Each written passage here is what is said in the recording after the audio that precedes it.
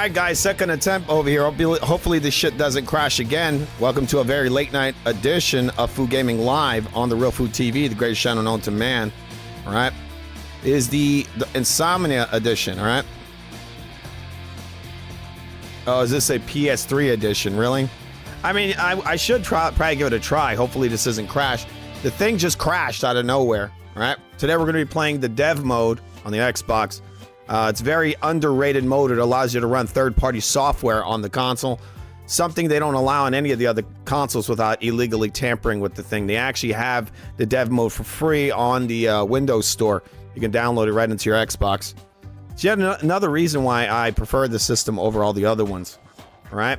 Now you can do this on the Sony systems, but you have to do it illegally. And if they catch you, they will actually delist your system. They can actually kick you off their platform, which is insane. The Xbox, once again, they literally put it on their on their official site. It's called dev mode.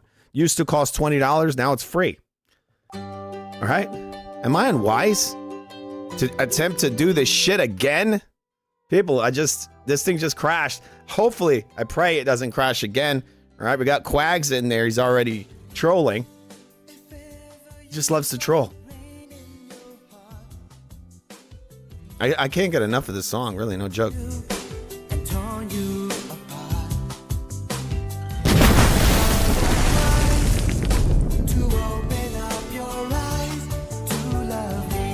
right, let's see that. All right, the last time I hit this fucking button, this thing crashed. All right, let's hope it doesn't. If it does, I don't know. I might just call it a night and go to sleep. All right, crossing my fingers. My messed up fingers. It might crash. All right, so it looks like it's still there. All right, 1 second. I gotta actually probably cover this because I don't want somebody to get my information. There's a lot of trolls out there. 1 second. One moment. I'm gonna go into the game settings and I'm going to manipulate this software and then I'll put it back on. All right, this says Xbox network status. So I am online. Okay, let me out of this fucking screen. Okay, here we go. We're going to go into a safe setting here. I'm going to show you guys some of the stuff that's on here. What's Xbox? All right. One moment. I'm going to go back to the PC. All right. Input 2.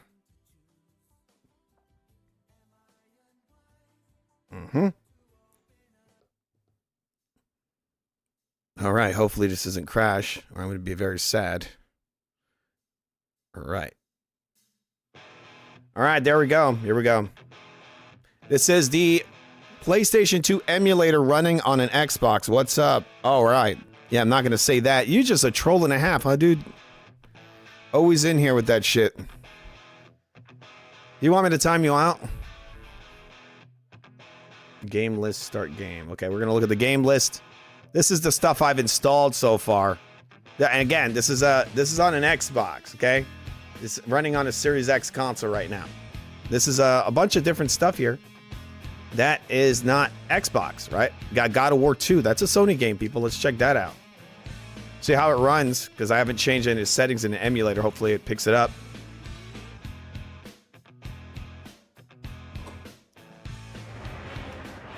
I got a new gun today, Quacks. You want to see it? 1 second, people. I got a new gun if you want to see it. I'm gonna show it. I probably shouldn't, but I'm gonna show it. It's really cool. El Barbarino got it for my birthday.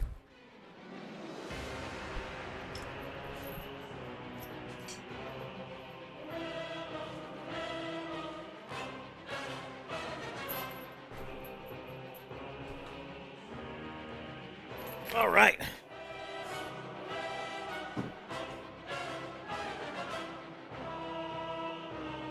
All right.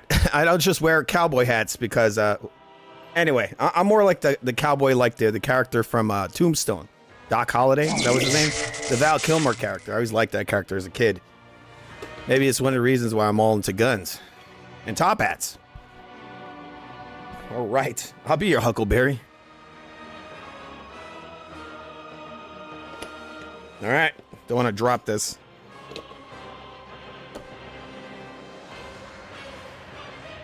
Yes. All right, people, look. All right, people, look. All right, show it in the camera. This is a Smith & Wesson 1911 Tactical. It's a 45 handgun. Very, very pretty. I'm actually going to buy the Stars handles for it, the grips. But these grips are beautiful. I've actually wanted this gun for a very long time. See it? Looks kind of cool in the camera a little bit.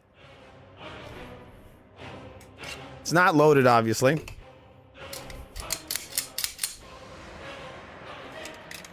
Just putting it in backwards. Got a lot of shit in my way. Very pretty. It's a big, heavy gun. 1911. Oh, Bob is a man. Shut the beep up, you son of a... You wish you... This guy over here. He's just trolling. Trolling across the internet. Yeah, it's nice, man. You can check it out online. It's a Smith & Wesson 1911 Tactical. See, it's got the rails and everything on it. It almost looks like a Judge Dredd gun. Freaking awesome. I'm going to take it to the range maybe tomorrow, maybe Saturday. See if I can shoot it. I should probably shoot it on Friday. See if I can take it to the range.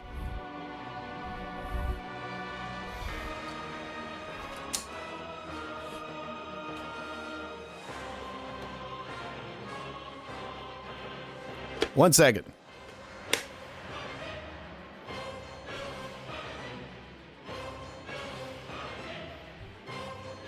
Yeah, it is. I mean, it's beautiful. It's a beautiful gun.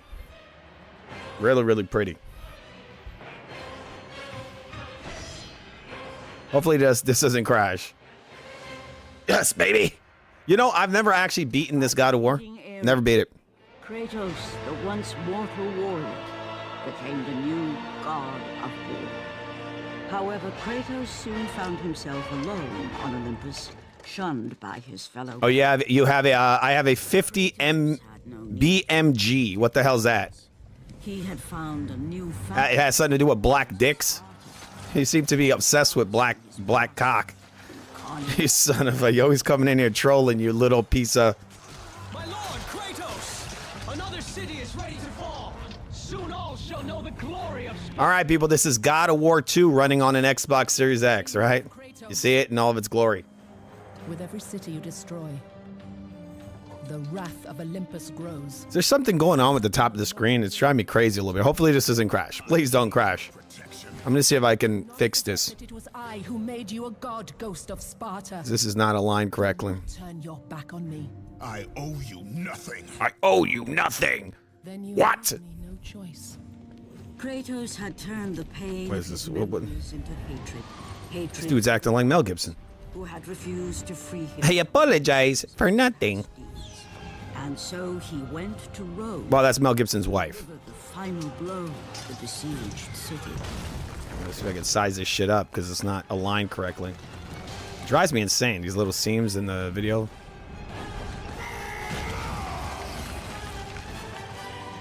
There you go, that's good enough. Athena! You conspire against me!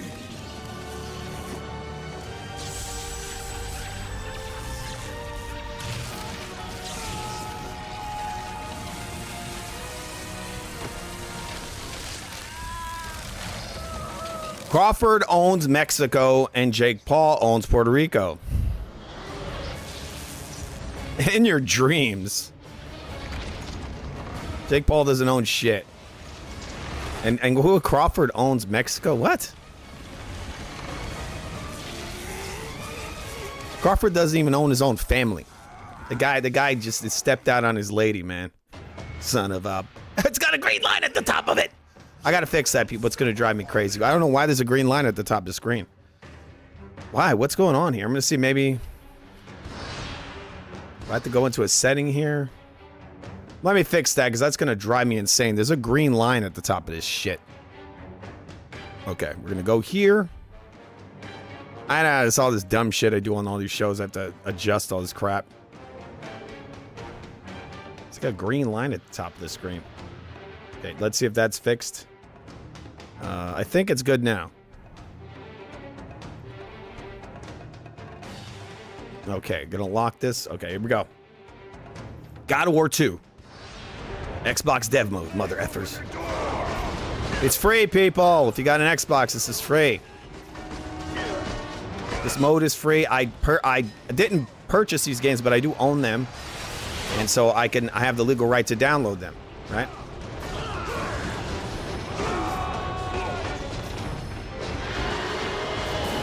Just turns out that the Xbox has more PlayStation games than PlayStation does, when the PS5 does.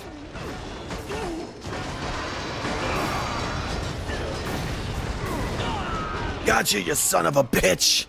Die! Actually, Sober's like, my hats are freaking awesome. Don't you dare. This is not a Jed hat, okay? You son of a... Got a lot of hair under here, see? I could tuck it away in my hat, and then, you know... Actually, it's really hot here today. It's like, it feels like 80 degrees. The worst thing to have is your hair all over the back of your neck.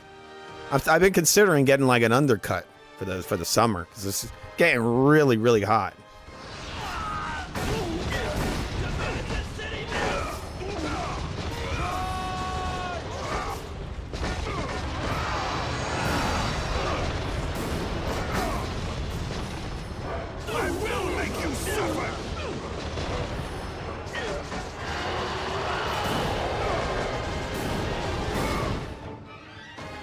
How the hell are you playing God of War on an Xbox? Dude, it's called dev mode. It's free. If you own an Xbox, a Series console, I'd say, Series S or X, type into the search engine of the console Xbox dev mode. There's a free download. It's a software that allows you to literally turn your Xbox into a dev kit. You can make video games on it, but that's one of the things you can do. Another thing you can do is you can run third-party software. So you can actually run emulators on the Xbox. This emulator here is actually specifically created for the Xbox hardware. You can run RetroArch on here, and you can play literally thousands of games on here. And so this is God of War. You could pump this all the way up to 4K or beyond. Right now it's running at 60 frames locked at I think it's 4K. Still has some of the powers of a god. Run!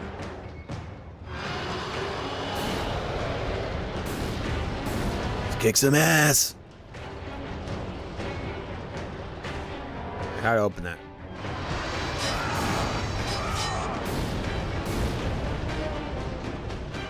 If you download the dev mode, if you own the system, I'd say go look up some tutorials.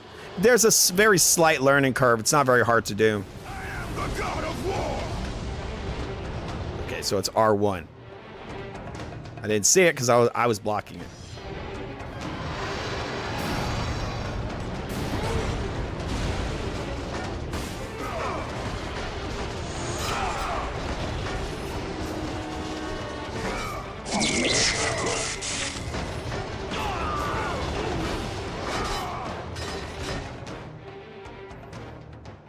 Yes, it's called dev mode.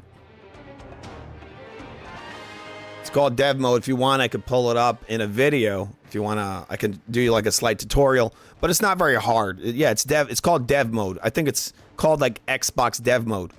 Just type Xbox dev mode or simply dev mode. It's going to pop up. It's going to be in a green square, and it's going to have like the console in the middle of it. What system do you own there, Hoodie? Which ones do you have? Do you have the Series consoles? You can also soft mod Xbox 360s now. I've seen people do it. It's become a lot easier. You could never do that before. You could only do it with hardware. You had to get a mod chip. Now you could do it with just USB sticks. A few weeks ago, they cracked that thing. It only took them, what, 20 years?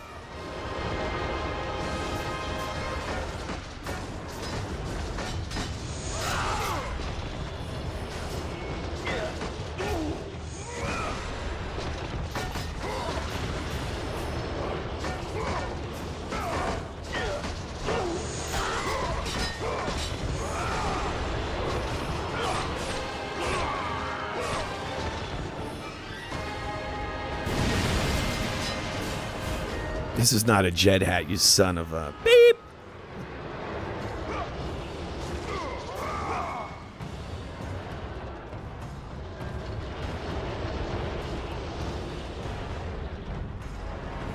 Get Erykah Badu and that guy from the Pharrell guy just ripping me off. Sons of...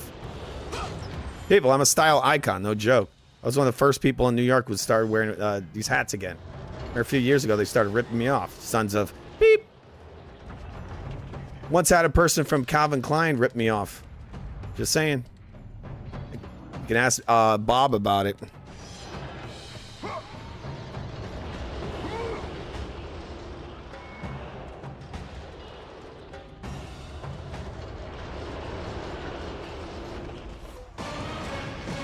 Stewart.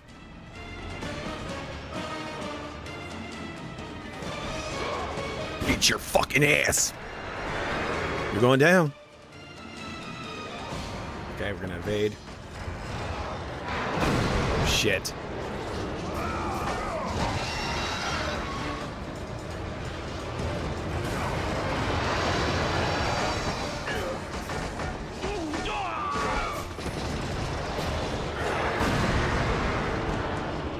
Let's see if I can shoot this bastard with this thing over here.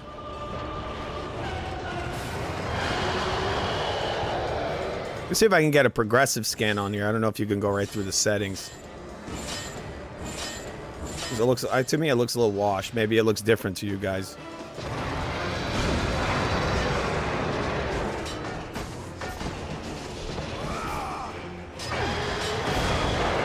I know you guys care about the Fatal Frame series. I was actually thinking of downloading the demo that just came out. They're doing a remake of Fatal Frame. You can now play that demo. It's on the Nintendo Switch 2, it's on the PlayStation 5, and it's on the Xbox, and I think it's on the PC as well. You guys want to check out this new remake. How the fuck do I go to take that thing out? Am I blocking the buttons again?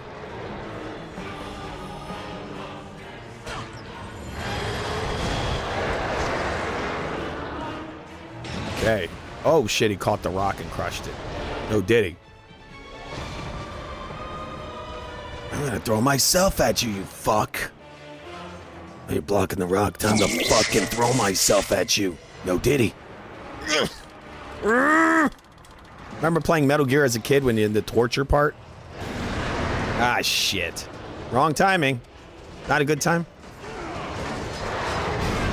Oh, shit.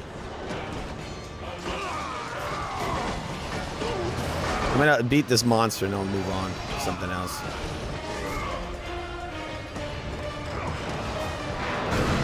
Wow, really?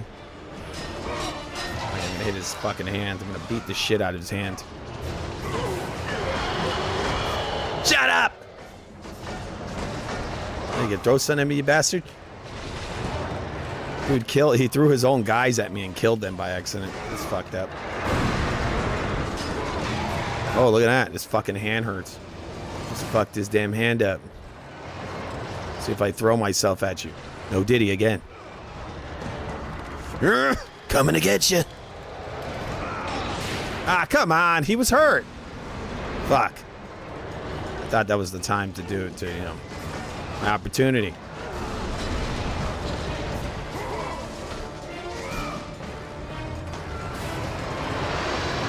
He's pissed.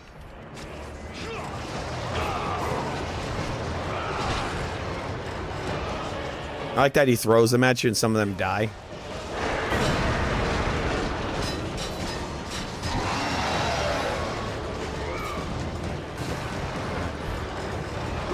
I'm not gonna fuck up like I did the last time and jump at him so he could just catch me in his hand.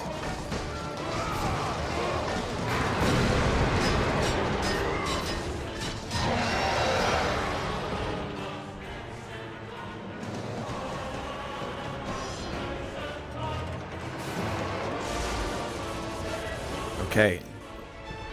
He's ready for the taking. Time to jump in his face. Oh, did he?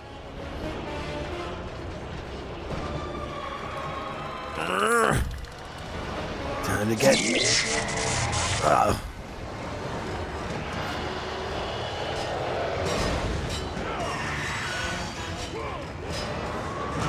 Sony fanboys crying about Rise, talking about QuickTime events. What the fuck do you call that? QuickTime event. Stabbed him right in his eyeball, people. Right in his eye. Guy would never be the same again.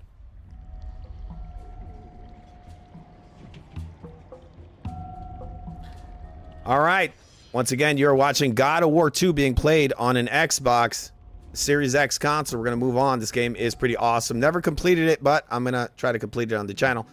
This actually is a limited edition Cyberpunk controller. Isn't that cool? Look, it's got one red trigger and bumper. It's pretty high tech. On the front of it, it says no future. It's pretty morbid, and it's all scratched into the control. Looks really edgy and goth, like me. See, I'm wearing all black. Goth guys. Maybe we should listen to some Cure music, right? The Cure. Get over here! All right, so one moment. I'm going to move on from there. We're going to go and jump into another title. All right. Okay, this is God of War, as you can see. Okay, see if I can jump back. I don't exactly know how to quit out of the game. I think I have to quit out of the app completely. So we'll do that. We'll jump back in. XBSX2. That is the emulator I'm using. All right. All right. Start game. Game list. All right. Here we got some more stuff over here. We got Black Burnout 3. Looks awesome on here. Burnout 3. Just gotta let you know. This game actually sleeper. I would say in a way a hidden gem. Cold Winter. Kind of a gritty, violent first-person shooter. Didn't get much attention when it came out. I enjoyed it. But I'm weird. What do I know, right? 1 second. Oh, is this my music all effed up? Right, this is a very birthday edition of Food Gaming Live, people. Very late night edition. Remember to subscribe to the Real Food TV, the greatest channel on demand. Right? Donate. If you could find in your heart to give us a bunch of money or $1 or whatever you want. Our Venmo's in the description of every video. You go to the description and there's a link to this thing called Venmo. YouTube doesn't want to allow us to get monetized, so I have to go through Venmo. Just saying. All right, I got Fight Night Round 3 in here, Fight Night Round 2, Fight Night Round 4. I went a little crazy with the Fight Nights. I enjoy Fight Night. I don't know if you noticed that. It's Killzone, the first one. Punisher. A lot of people like that one. I actually have that one on PC. I downloaded it. You guys, if you want to download the Punisher game, it's free. It's what they call abandonware. You can get it for free online. Okay, here's a Ready to Rumble 2. We got Red Dead Redemption. Resident Evil Code Veronica. This is all PS2 games. All right. Scarface. Shadows of Rome, another hidden gem. We got Silent Hill 2. The Soul Calibur 2. Suffering. UFC Ultimate Fighting Championship Sudden Impact. Right. Urban Chaos Riot Response. Very good game. That's another hidden gem. A lot of people don't know about that one. Winback, interesting game, sort of like Metal Gear. It's like a sort of like a Metal Gear knockoff. First time I saw Winback was, I think it was on the N64. It was kind of Nintendo's answer to Metal Gear. One of the things that's interesting is that I think a Metal Gear was originally supposed to be on the Nintendo 64. Kojima ended up skipping it because, for obvious reasons, the memory limitations.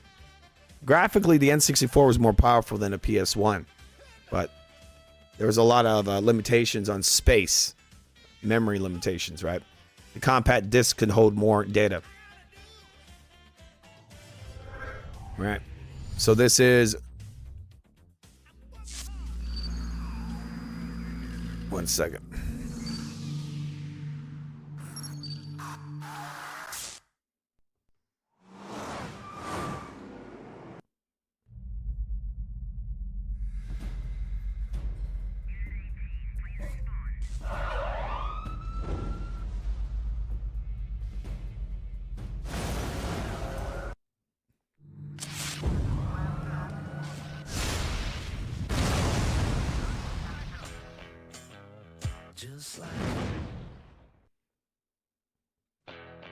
I'm going to start a new one. That's Foo, so I'll start fresh.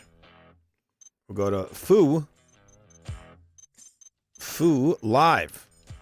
I should have put Foo Live with a cool hat. Sobers wouldn't have liked that. He doesn't like my hats. My hats are fucking awesome. Look at his hat. His hat! It's because he doesn't have one of these hats. That's why. He wants one, but he doesn't have one. You can buy them, Sobers. You can buy them. You can get one. You can come on here, guys. Just all you guys come on here. We're going to be the online posse. It's going to be all of us wearing cowboy hats, right? I got a gun. I got a cool cowboy hat. All right.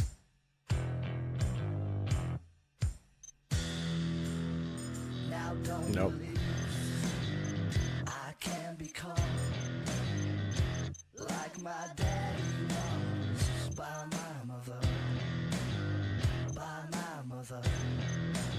Oh shit. I keep pressing Y. Why? This is driving me insane.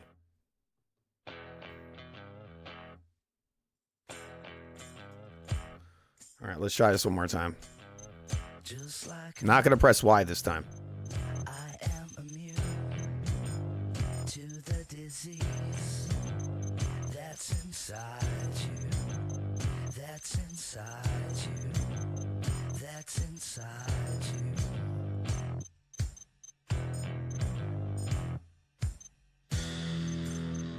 Now don't believe I can become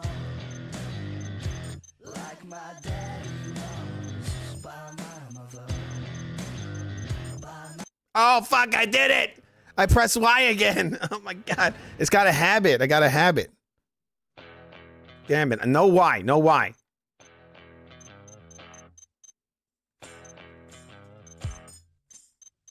Last time. Last time. Foo. In. I am immune to the disease that's inside you. That's inside you. That's inside you.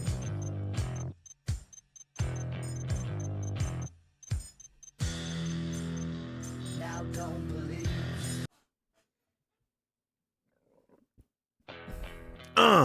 Let's do this. Do veteran. I'm a fucking veteran, mother beepers. Well, not a war veteran, just a veteran of This is ShitTube, right? News. Jack. I gotta bring this up slightly, I guess. Channel 7 News. This is Lanny York for Channel 7 News. It appears our city is under attack.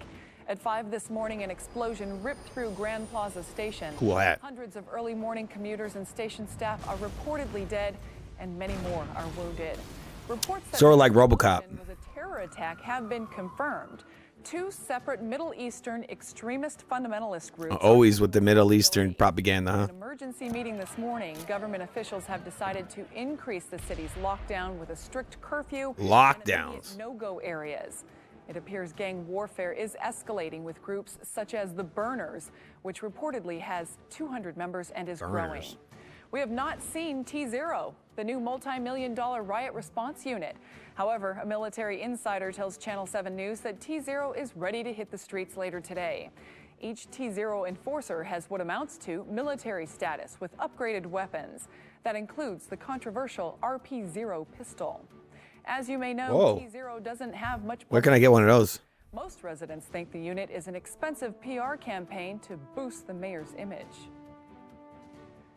We're getting reports that Hope Street Police Station is under attack by armed terrorists. That station is where T-Zero is temporarily based. This is T-Zero's first real test. We'll have more on this and other late-breaking details later. Channel 7, first for news in your city.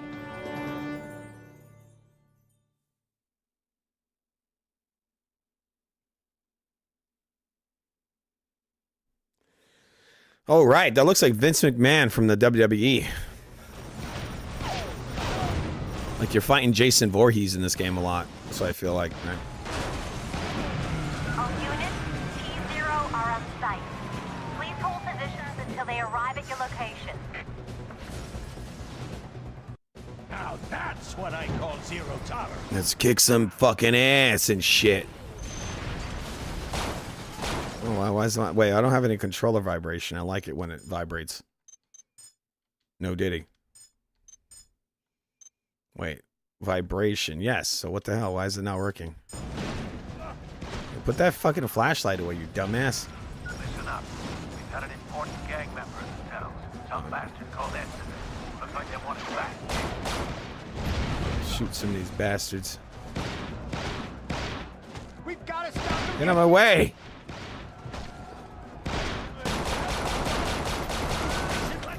I like the sound effects on the guns. They sound pretty cool. Oh, look at that. Water coming out of that shit.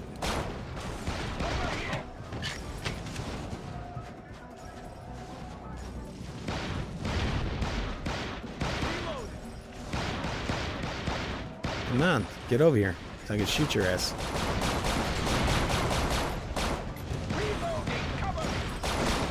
Headshot.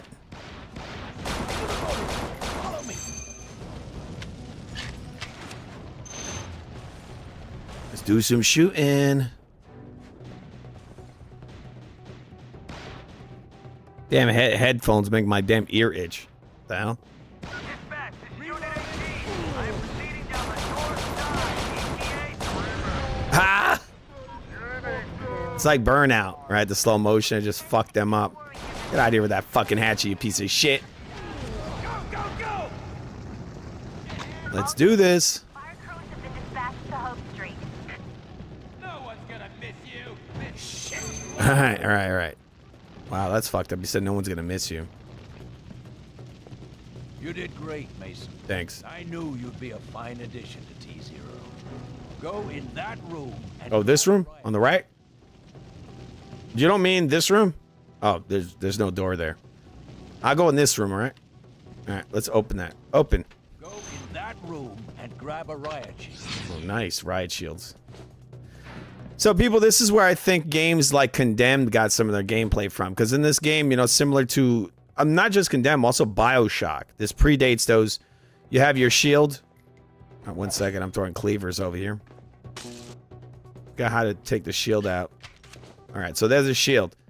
It's very easily accessible. It is the left bumper, all right? And so this is a key tool you use in this game to fight these enemies. Usually what you do is you bring up your shield, and then boom, you take out the taser, and you shock them. It's very similar to Bioshock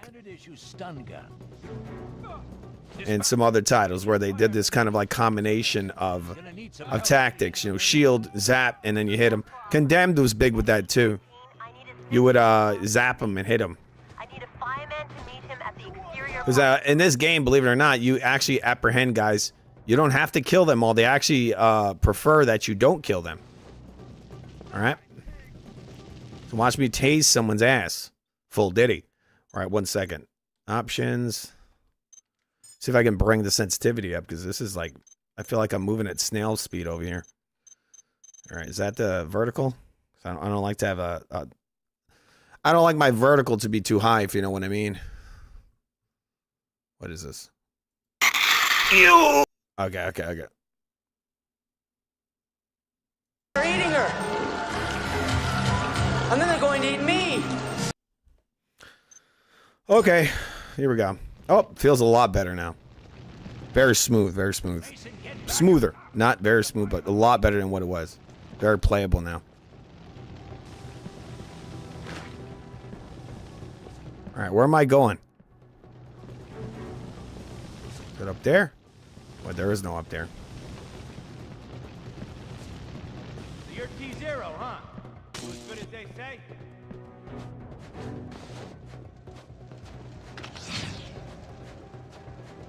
Hey, over here. Hey, I was told to report to an Officer Mason. That you? That's me. Come on. Officer Fooley. I'll go break it down for you. You watch my back.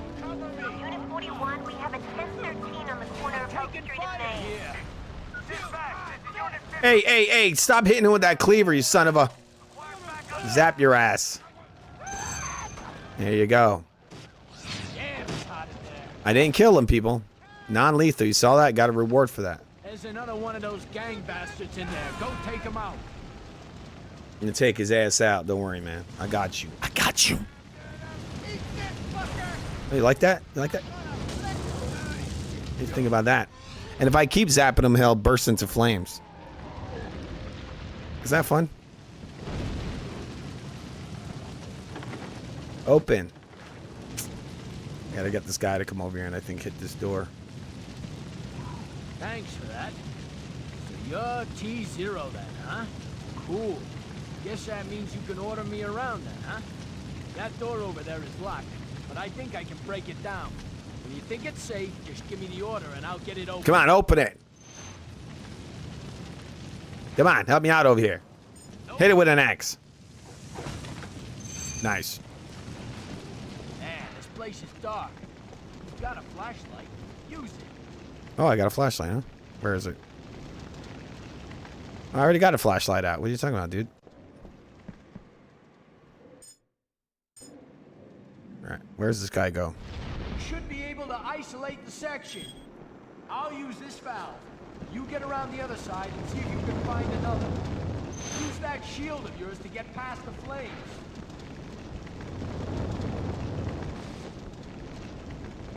Come here! Your balls are mine! You found that valve yet? I'm just gonna... I won't make him burst into flames. I just put him to sleep. Just put him out. Bzzz. And just zap your nuts. Want me to zap those nuts? There you go, you son of a bitch. Okay, turning mine. Good work. Bit more practice and I'll recommend you for a job on my crew. Come on. Alright, this is a PS2 version of Urban Riot Response, people. Very good game. Definitely a hidden gem. Really enjoyable first-person adventure. I wouldn't even call it a pure shooter. Well, it is a shooter, but it's not all about killing dudes, right? I'm on it. There it goes. Look, he's hitting it.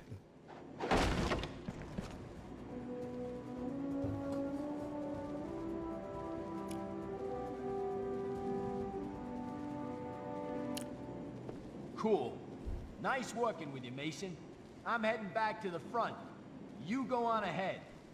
Mason, you're required in the locker room. All right, required in the locker room. Let's check this out. Oh, shit. Oh, it's time to kill. I'm going to kill. I have to. I'm sorry, guys. Do I need to zap him, you think? Unit 32, back So look. on its way. Hold tight. Watch this. There you go. You fucking around too much. You fucking with some wet ass. Oh, sorry. That's weird. Sorry. Wait, eat this. In your fucking face. Eat this in your head. Headshot.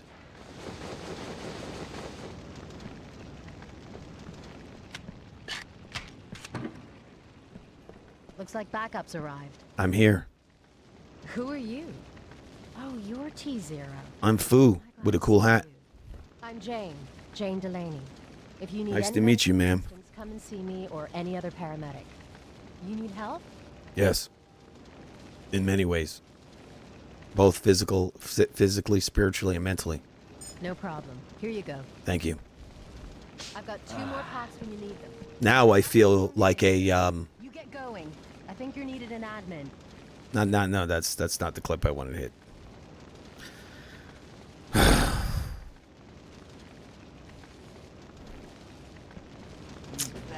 from everywhere, man. In fact, I need more medical personnel in the locker room. Let's do this to you. What a dumbass. Continue to make your way to the Here, look at this. I got this for you. Are you okay? Are you alright? Are you alright? Die! I just set him on fire and didn't kill him. I almost killed him. Almost. This reminds me of Siphon Filter. They had a taser in there too. Used to tase the fuck out of guys as a kid. I just keep tasing them and tasing them. Oh! Time to die. Oh wait, you got anything? Boom. Die. Easy work. All work is what? Well, that dude is covered in blood. Is that Bane? This guy predates the Christopher Nolan Batman. Maybe he got the inspiration from Bane for this. And that's right. That's a gang leader. They usually give you more credit if you take them in alive. They need him alive.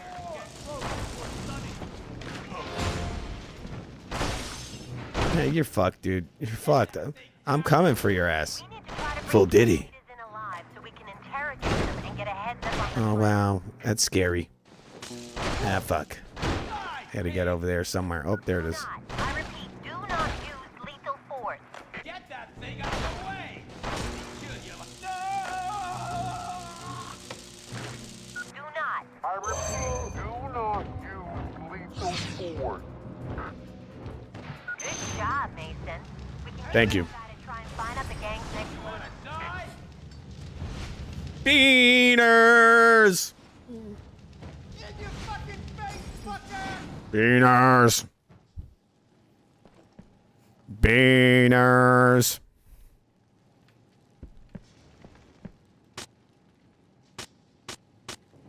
Good job. We needed that guy alive. When you arrest gang leaders, we get to jump on their next moves. You just electrocute his nuts just a little bit. Just like at the Diddy parties. Look at these guys over here. Wow. Wow. This guy's very, very proud. Real strong mustaches. I'm growing mine back. I actually usually have a mustache. I mean, you people don't know because I recently put myself in the camera. But I usually have a decent mustache. It's decent. Now I have like a little stubble. A little stubbly thing there. Man, am I glad you're here.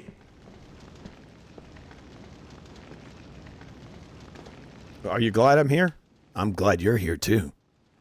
Remember to keep your weapons Wow. loaded at all times. Are you okay? Wait, do you have a zit on your head? You want me to pop that? Keep your eyes open. They I will. come From anywhere. You want me to pop that zit on your head? Oh shit! I didn't mean that. Damn, you got a strong head. Anything like this before? You got a strong head, man. That bullet just bounced right off it. I'm sorry for shooting you. I didn't mean that. These animals can come from anywhere. I gotta reload this. Right in your face. These animals, that's pretty racist, isn't it? These animals can come from anywhere.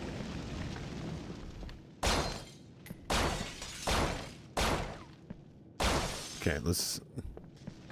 You need All right. help? Yes. You really need to get a move on. I need drugs. No problem. Here you go.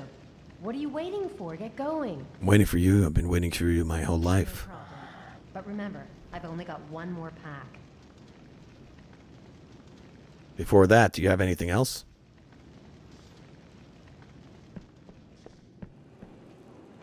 All right, let's go. Where do I go? Just gonna beat this level and then I'll move on to the next. Animals can come from anywhere. All right. That you don't have to keep saying that, dude. It's effed up. Evidence collected. All right. Hey, over here. All right. What's up? How you doing? Am I glad to see you? I'm glad to see you too. Situation. Estevez is holding my partner hostage. I got another officer trying to reason with him. It doesn't look good. It doesn't. You're better off using your sidearm in a hostage situation. It's more accurate. I'm gonna cut your fucking head off. Oh god, really? You won't fucking take me. Oh shit! I'm gonna take you. You're dead. We're gonna fuck you. I'm gonna fuck you up. Look, you're shooting officers, people? This guy thinks he could just kill whoever he wants? Time to die! Time to die, motherfucker. Oh, right in your... Oh, I just shot him! Save me! I will save you. Because I love you. If you get too close, he'll panic, and you can pretty much guarantee. I should download Soldier of Fortune onto here. It had a PS2 version. That'd be pretty cool. I bet you it'd probably look awesome because, you know, this thing does 4K like nothing. Obviously, unlike playing it on the PC where it has all these compatibility problems. Here, I mean, believe it or not, a lot of times it's actually way more convenient playing these games through an emulation like this on a console. You get the 4K resolution and everything. But the only problem is, you know, on the PC, if you dick around with it a good amount, you're going to get higher than 60 frames per second.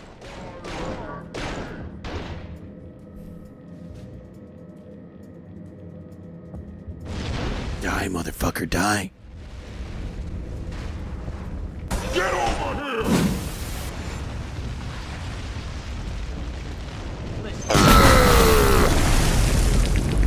I've never seen anyone take on a hostage situation. Yeah, I did that. That's actually my voice. I did that. I know how to do impersonations. What'd you say? That's a cool hat. All right, I killed his ass. He's super dead. I shot him, and then he fell into something, and everything blew up. Well, look at this guy. He is fucked up. That dude is absolutely fucked.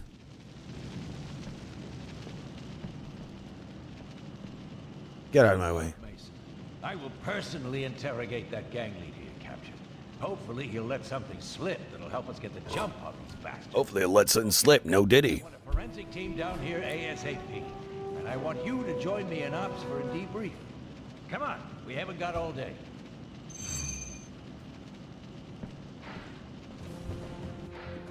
Level 1 complete.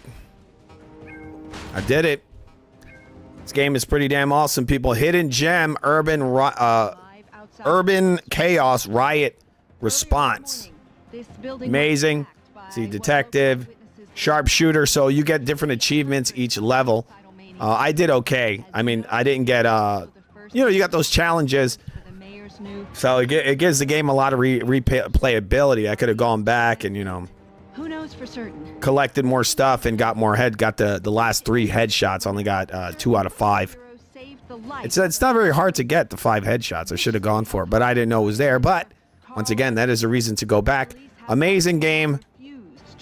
Hidden Gem, once again, Urban Chaos Riot Response. This is a PS2 game being played on the Xbox Series X. All right, using dev mode. Emergency downtown. Emergency downtown. Get over here! Pretty awesome. Just saying. Pretty damn awesome. Okay. Moving on. You have unlocked an extra pistol clip. Damn, an extra pistol clip. I'm just unlocking shit left and right. This is sexy as hell.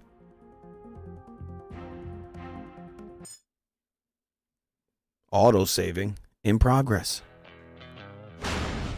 Gotta dance around to this music a little bit, right?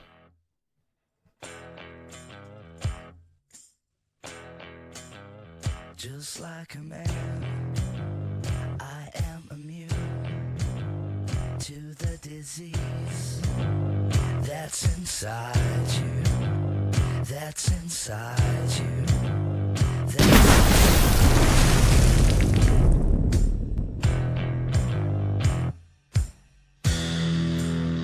Now don't believe I can be caught like my daddy was by my mother.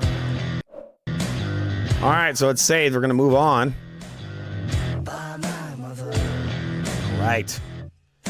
All right, we're gonna see. Hopefully, it shuts us down. We're gonna move on to this thing called the Dolphin Emulator. This is the Nintendo Dolphin Emulator running live on the Xbox Series X. All right, we're gonna be playing the GameCube right now. This is Metal Gear Solid Twin Snakes. This game was never brought to any other system other than the Nintendo GameCube, but now it's being played live using dev mode on the Xbox Series X.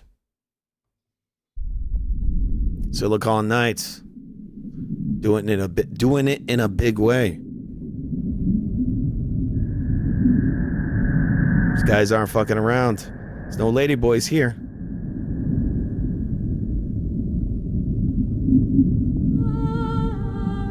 Afraid Not Beautiful.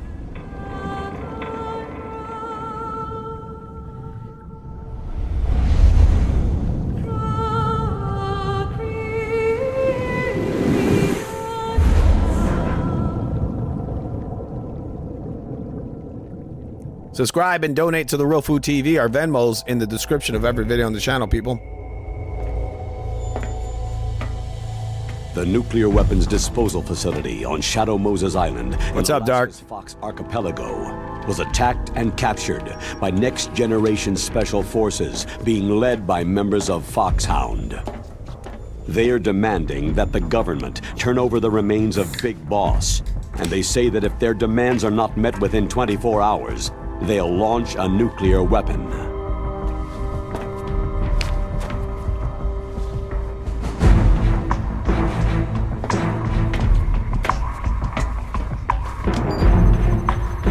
Oh shit, he's got actual fingers instead of like weird mitts. You have 2 mission objectives.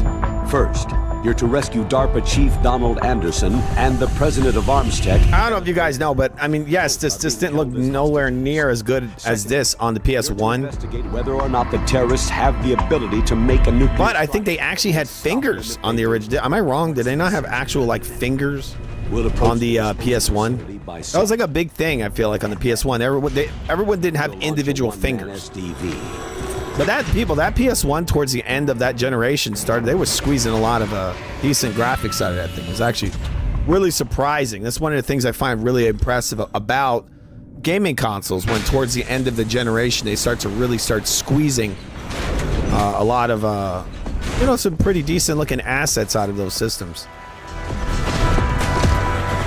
Yeah, a lot of amazing assets. No Diddy. Dispose of it. From there on, you'll have to swim. High-Tech Special Forces Unit Foxhound, your former unit. High-Tech Special Units Foxhound. So they're still around. There are 6 members of Foxhound involved in this terrorist activity. Psycho Mantis with his Psycho Mantis! psychic abilities. Sniper Wolf, the beautiful and deadly sharpshooter. Decoy Octopus, Master of Disguise. Vulcan Raven, Giant and Shaman. And Revolver Ocelot, Specialist in Interrogation and a formidable gunfighter. And finally, in charge of them, Foxhound. Dolphin is a good GameCube emulator. I use it.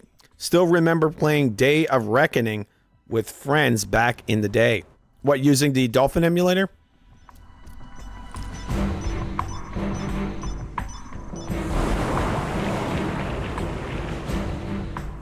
All right, so this is Metal Gear Solid Twin Snakes being played on the Xbox Series X. This is running at full fat 4K, as Digital Foundry likes to put it, which is pretty...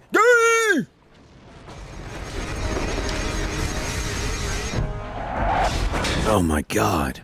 Colonel. I look freaking awesome. He covers the whole island. I'll instruct you by codec after you reach your target.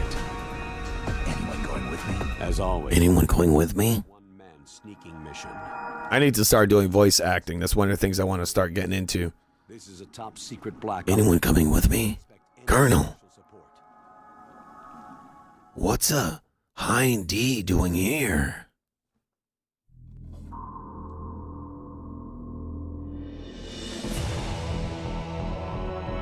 I recently saw an interview with David Hayter, and he was talking about his inspiration for the different voices throughout the Metal Gear Solid series.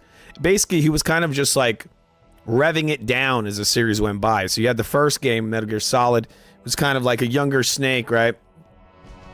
Not as grizzled, and then he had one with the big boss, I think, and he was like, older man, wiser. And then you had part 4, and he had this kind of real grainy voice. He said it's because, he was getting old, and he was like kind of sick and dying. So he kept... The fourth game, he has one of the best voices, I feel like, of all the Snakes.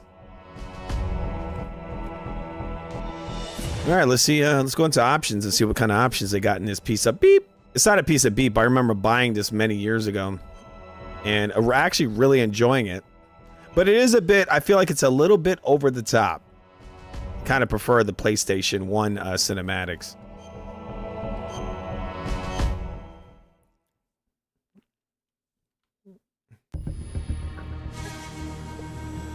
You know what I feel like? I feel like they should have made a Escape from New York video game. Again, I think I said it before. I think Kojima should go team up with this guy, John Carpenter, and make a Escape from New York game. Maybe, try that out, or have John Carpenter help him make a Metal Gear game starring Kurt Russell. Maybe even reboot Metal Gear with Kurt Russell as Snake. Right? Go full circle. It's like, bro, guess what? It was always Snake. And then that kind of creates like this weird world where now we have like the Snake, the movies Escape from New York are connected with Metal Gear. Like it's the same character. They just let it out the bag. It's the same guy. Right? It's supposed to be the same character, which is what it always was supposed to be. Snake is supposed to be, in the Metal Gear games, it's supposed to be Kurt Russell. He's supposed to be the Snake character from the Escape from New York movies.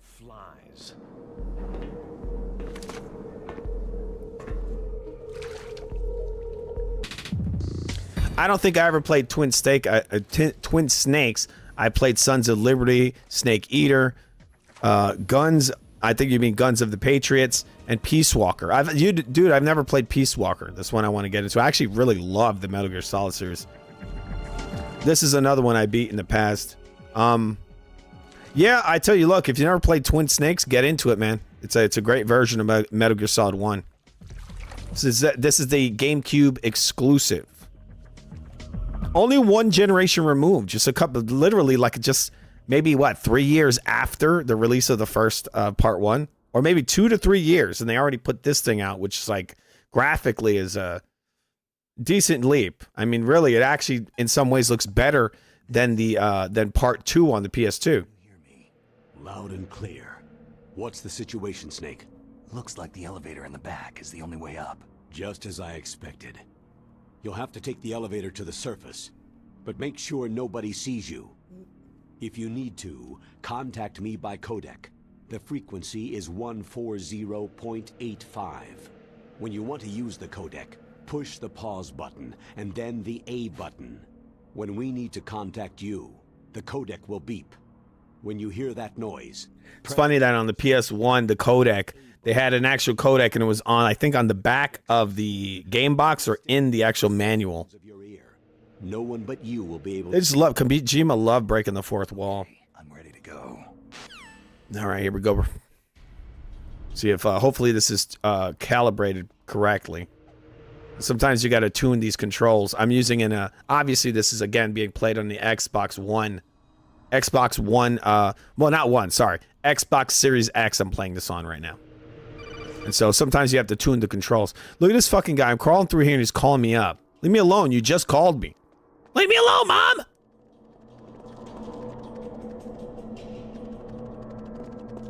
Oh, shit. Is there somebody there? Oh, there goes. Who's that? I didn't get any time to fucking...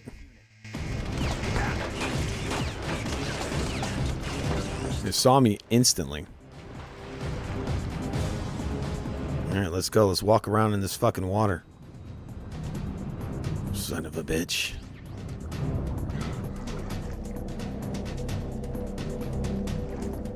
I like how the water strings down the screen. That's kind of cool. Yeah, Dark, this is basically a remake of Metal Gear Solid 1. And again, the crazy part is this came out very shortly after the first game, but this was created by Crystal Dynamics, Silicon Knights. Same guys, I think, that made Blood Omen Legacy of Kain. Very, very good team. Kind of fell apart later on for weird reasons there. When their lead guys was involved in some kind of really crazy, I think, sex scandal. But the team themselves created all kinds of classics. They were a very talented team. Again, they created this. They created, I think, Blood Omen Legacy of Kain, Soul Reaver, some other modern classics.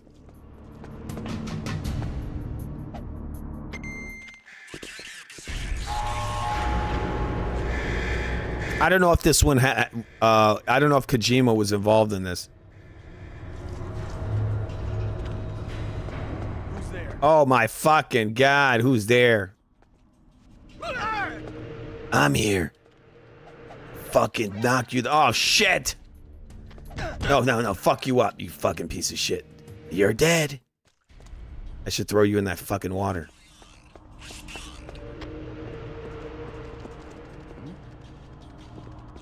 Oh shit, where's this guy?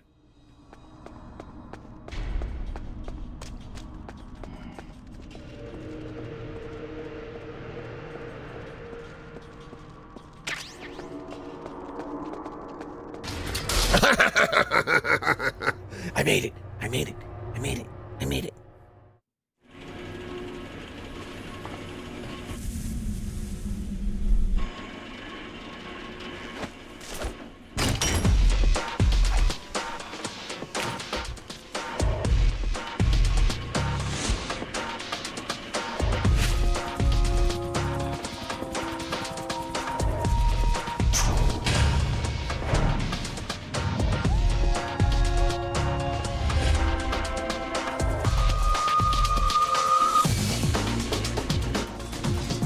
It's very 90s, very Matrix.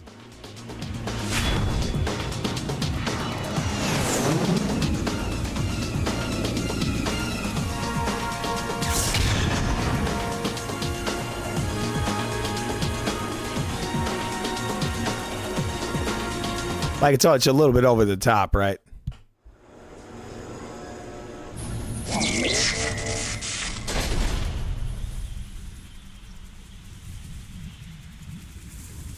A Hind D? Colonel, what's a Hind D doing here? What the?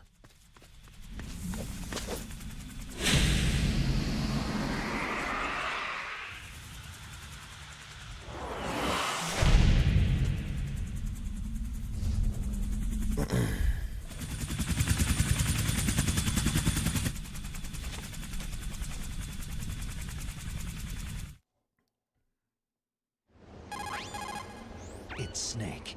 I'm in front of the disposal facility. Excellent, Snake. Age hasn't slowed you down one bit. How's that sneaking suit working out?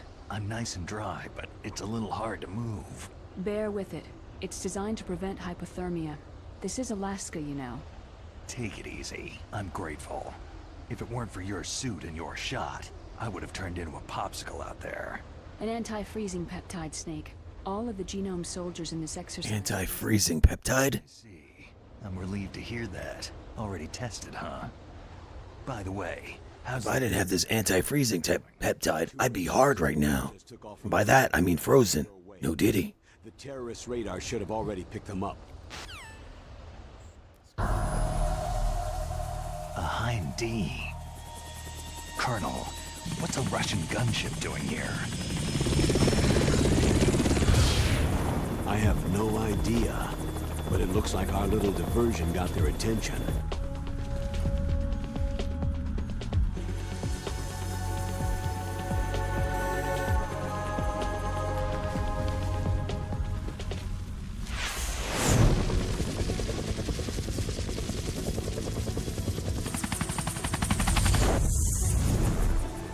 It's crazy how you know polished this is compared to the PS1 version. And again, this was literally like 2 years after that PS1 version. Like the advancements in technology back then were so fast. I mean, we're in the PS1 generation was what? What was it? It had to be what? 1990 what? Was it in the 90s, Amara? It was like 95, 96, right?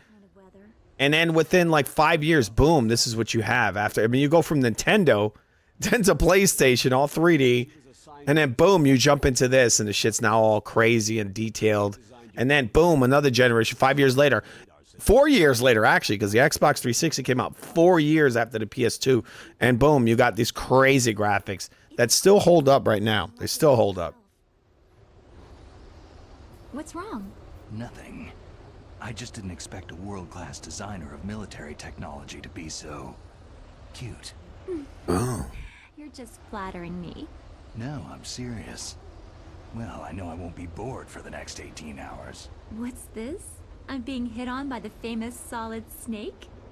Yes. I'm surprised. I didn't think you'd be... They don't call me Solid Snake for nothing. Both have a lot to learn about each other. Sorry. It does, doesn't it? Well, let's get to know each other better. But first... We should. Explain about your Soliton radar system. The bright dot in the middle is you, Snake. The red dots are your enemies, and the blue cone shape represents their field of vision. Be careful, Snake. The genome soldiers have highly developed senses of hearing and vision due to their gene therapy. Make sure you don't let them see you. First, I want you to infiltrate the disposal site and look for the DARPA chief. The DARPA chief was injected with the same GPS transmitting nanomachine. Gene therapy has no effect on me. Because I'm a deity. And a lawman.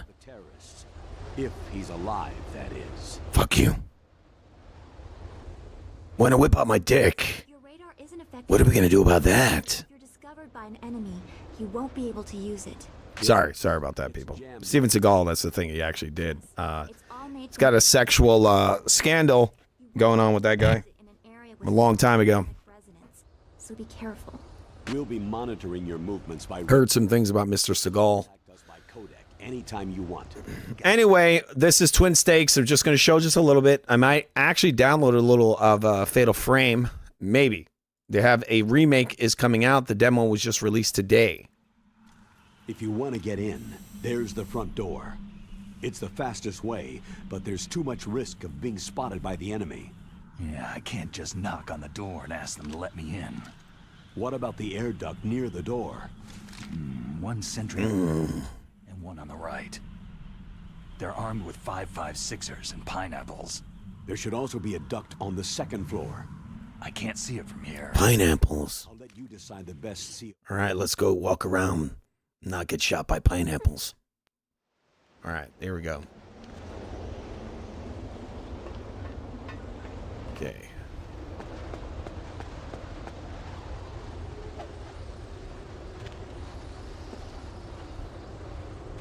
Face is itchy for some weird reason.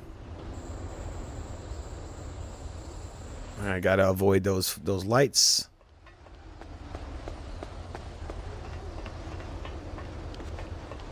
Oh shit, the light. Surveillance camera.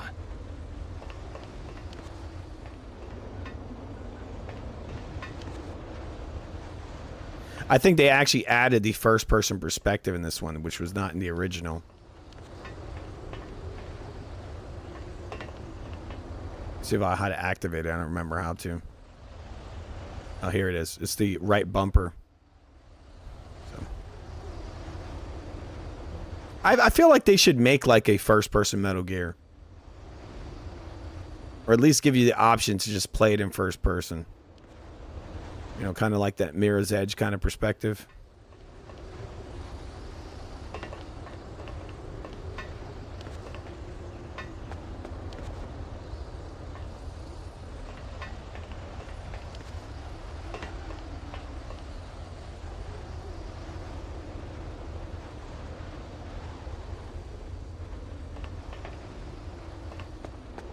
Alright, so he's sleeping.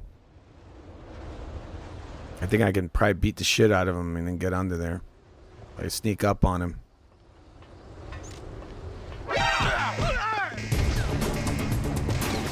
Oh shit, really? I couldn't beat the fuck out of him like that? He was sleeping and I beat him up.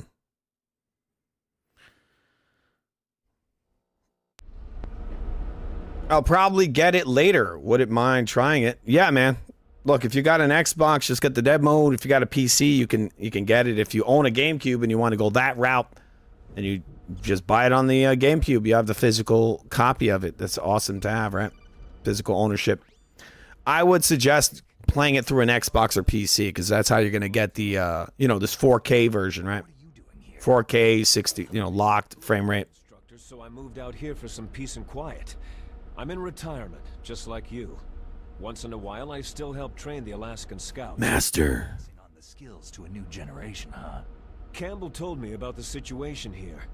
I thought I might be of some use. There's no one I'd rather have in a foxhole than you. Well, I know lots about survival in a harsh environment. I've lived in Alaska longer than you. So call me if you have any questions about the flora or fauna out here. My frequency is 141.80. Those mice are Alaskan field mice. Don't worry, they can't hurt you. Wild field mice don't have a thick layer of fat, but they can still survive the bitter winters here without hibernating. They dig tunnels under the snow, and that's where they stay warm. Survival specialists, huh? I should learn from them. But there's a dark side, too. Sometimes the males will kill and eat offspring that are not their own. To ensure the survival of their own genes, right? Yeah. Pretty brilliant program, huh? If there are mice, that means there must be an exit somewhere. Follow the mice.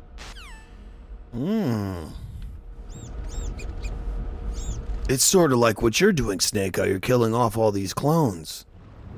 I think that was the story of this game. I forget. It was a long time ago when I beat this, but I think all these soldiers are from like the same blood. So I think they're all like kind of like clones of him, but they're wearing masks, so you wouldn't know, right? So it's basically he's like the master mouse, sort of like a test. Like, whoa, you're the best of all of them. You killed them all, Snake. You're the best Snake of all. You're solid. You're a solid Snake.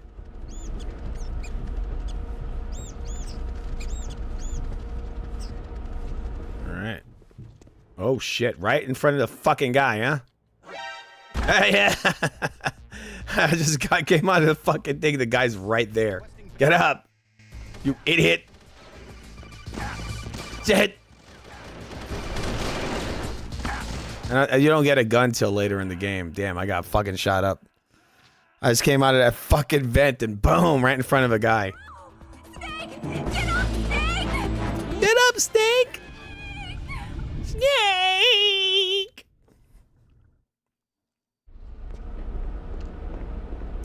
Anyway, this is what I should have waited for, to see this guy over here. And crawl out, get up, probably strangle his ass. That's probably the way to do it, right? I don't even know how to do it. I know you can strangle him.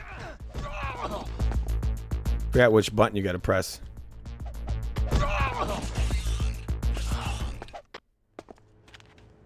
How do you pick him up? You can pick him up. I'm picking him up this way, but no diddy. I think that Metal Gear was one of the first games where you hide bodies. Countered the enemy. Requesting backup.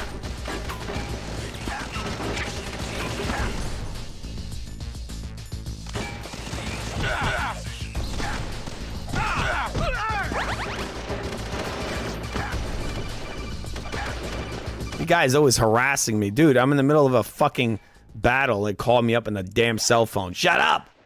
Mom, I'm doing something!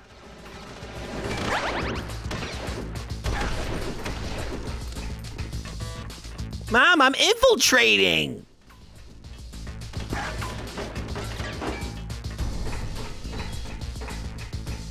Do you not fucking understand that I'm infiltrating? Fucking camera, you fucking asshole. Shit, you saw me again. He just keeps seeing me. Fucking camera just keeps seeing me. I'm gonna get killed right now. I wasn't supposed to get caught. That's the whole thing, you know? Anyway, that's Metal Gear Solid Twin Snakes. And that runs incredibly well on the Xbox. This is Xbox dev mode. We're just chilling out and going through the dev mode, okay? I'm gonna move on to the next game. 1 second, guys. I'm gonna quit. I'm gonna go back into the Dolphin. All right, but before we go back into the Dolphin, remember to subscribe to the Real Food TV, the greatest channel known to man. You're watching Food Gaming Live, Ultra Live and Ultra Late. This is a late night edition of the show. We got millions of people in the comments. We want to thank all you guys for being in here on this very, very late night edition, hanging out with us. All right, we had Quag sing this earlier. He said, laughing my ass off, Bob coming in with the cool presents. Yes, Bob is a beautiful woman. She's always trying to, you know, make me happy for my birthday, as your wife should, right? Or, you know, whatever, your significant other. You know, even if it's your girlfriend, boyfriend, whatever, they should, you know, they should be there to support you and especially definitely make you feel good for your birthday, right? Or any day, all days. And you should do the same for them, okay? You son of a... Y'all got a new BB gun? You think this... Wait, let me show this to you again.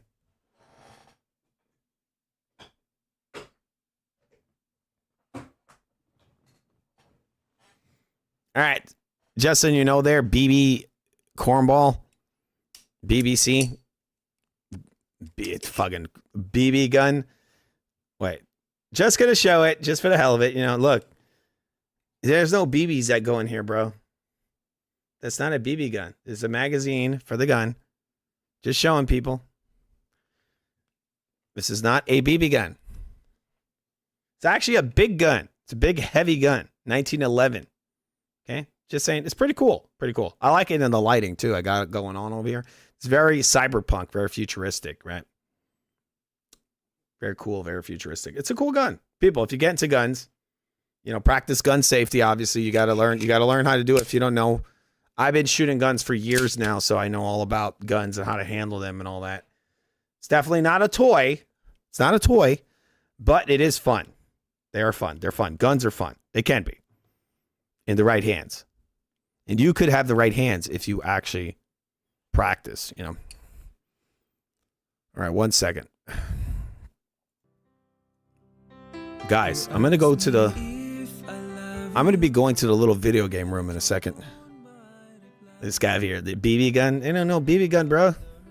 It's the real deal. The full fat 45 caliber bullet. All right? Full fat. Fucking awesome. And guess what? I'm going to be putting a Stars Resident Evil style grip on there. It has a nice wood grip right now, but it's going to have a Stars grip later. But it's still not a toy. It just has like really cool Resident Evil stuff on it. Okay? All right? Your honesty is too much, but I have to close my eyes. Hey, hey.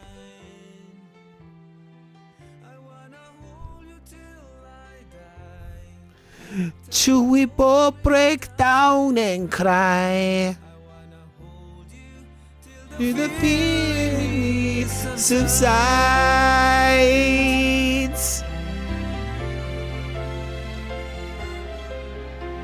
Romance in all its strategy leaves me battling with my pride. But through the insecurity, some tenderness survives. I'm just another rider, still trapped within my truth. A hesitant prize fighter, still trapped within my youth. And sometimes when we touch, the honesty's too much, and I have to close my eyes. Put it back in its case. I wanna hold you till I die, till we both break down and cry. I wanna hold you till the fear in me subsides. At times I like to break you and drive you to. Be right back, people. Be right back in a second. I got to go to the little gaming room. You guys enjoy the beautiful sounds of Manny Pacquiao.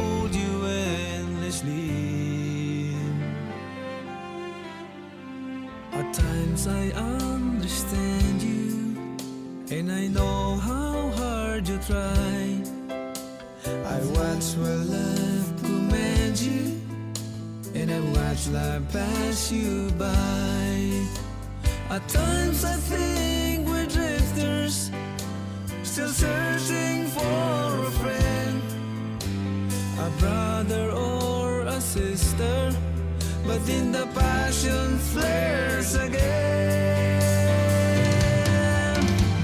And sometimes when we touch, the honesty's too much, and I have to close my eyes and hide. I wanna hold you till I die, till we both break down and cry. I wanna hold you till the fear in me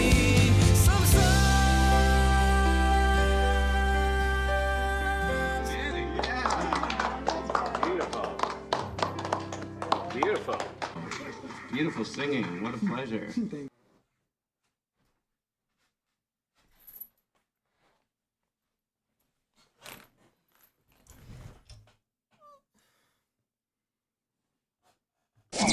All right. Sorry about that. Did that Manny Pacquiao song end? What the hell? Anyway, we're going to continue on. All right. Very late night edition of the show. I want to thank all the millions of people for coming in here on Rumble and YouTube and Twitch.com. You guys are beautiful, and I love you sexually. Kidding. That's a joke, obviously. All right, we got Zelda in here. We got Killer 7. Very underrated game. I would prefer to play that on the PC because the aiming, I like aiming more with a mouse on there. But there are adapters you can buy that allow you to have gyro aiming on the Xbox. I enjoy gyro aiming. Gyro aiming, actually, instead of using a stupid stick, you move the entire controller. It's way more precise than using a stick. I actually have an adapter here that works with this, so I could actually play Killer 7 using gyro aiming on an Xbox. So I mean, I could probably plug it in and check it out, but I'm not going to do it right now. I'll do that next time. We'll test it out. Let me see. Actually, I think I have the control here. I can't put it into this other control I have now. See, right here. This is an Xbox Series controller, and it has an adapter that actually has gyro aiming on it. Allows you to map different buttons to these multiple buttons, and it lets you move the whole control with gyros. So, should be pretty cool to play Killer 7 with, because Killer 7 you have to have like very precise aim in there. All right, so these are a bunch of the games. We're gonna play a little bit. This one actually over here plays at over 5K on the Xbox, people. It never ran at that resolution on any system other than this one. Now, one of the issues is that it runs at only 30 frames, but it runs at a very, very high resolution, okay? We're going to play a little bit of a game that no one would expect out of an Xbox. Again, I'm playing on the Xbox Series X, and guess what we're playing? We're playing Mario Galaxy on an Xbox, right? After this, maybe we'll play a little Fatal Frame, or I'm going to jump out of the dev mode, and we'll play a little bit of the regular mode, and I'm going to probably get out of here and go to sleep. Again, people, you're watching a very birthday edition of Foo Gaming Live. Subscribe. And isn't it wise for me to ask you to love us? Okay. It's a me, Mario! All right, I already have some save game in here, so let's go to that. And this plays in a full-fat 4K on the Xbox console.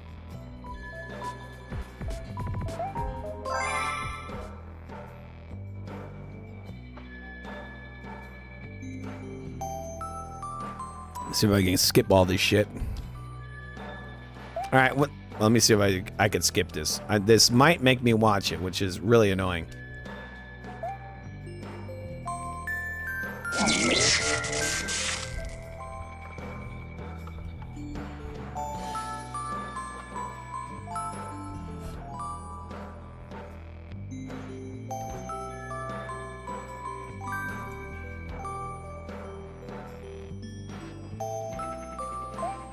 All right, so they're sort of making me watch this shit. All right. The beginning of this game is a little irritating. It really is, because it starts off kind of slow. All right. All right, let's skip this. Yeah, bitch, you're always getting kidnapped. Stop it. Stop being a dumbass.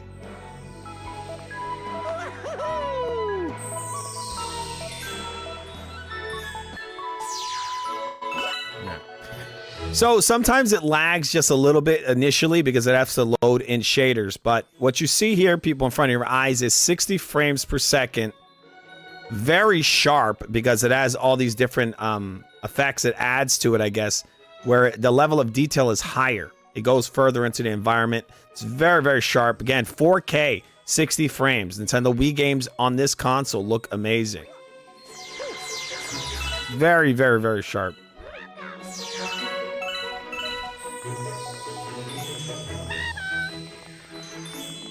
I've said it a million times, but for anybody who just got in here, this is running on an Xbox Series X, and they also run on the Series S console as well. This on here, it runs at 4K. You're going to see this is not going to look as sharp as the other stuff because this is running through video footage. This is a low resolution video. Nintendo's the ones that released this in this quality. You know, this is not the engine. This is just a low... like a low resolution video feed from the game. I guess to save space, they put in a not so high resolution image. They also didn't really need to have it to be super high resolution because the Wii could only pump out at the very most, I think, 480p, which is the same resolution OG Xbox games ran at, which is not a terrible resolution. But when you run it on a 4K monitor or 1080p, it doesn't look as good. It probably looks great on an old style standard definition TV or on a old style CRT television that goes at the highest, I think, 1080i to 480p 480p to 1080i. It's also interlaced, right? It's got scan lines and all that stuff that might actually change the look of it a little more, make it look better.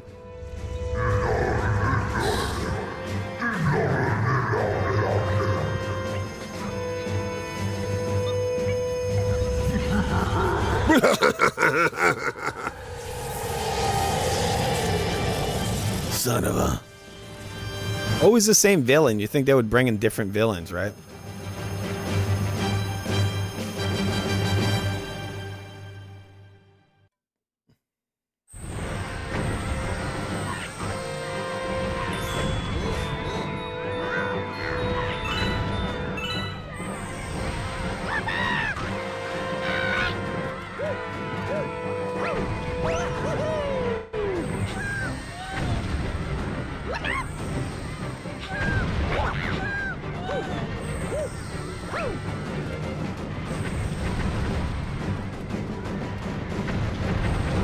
This is war. War is hell.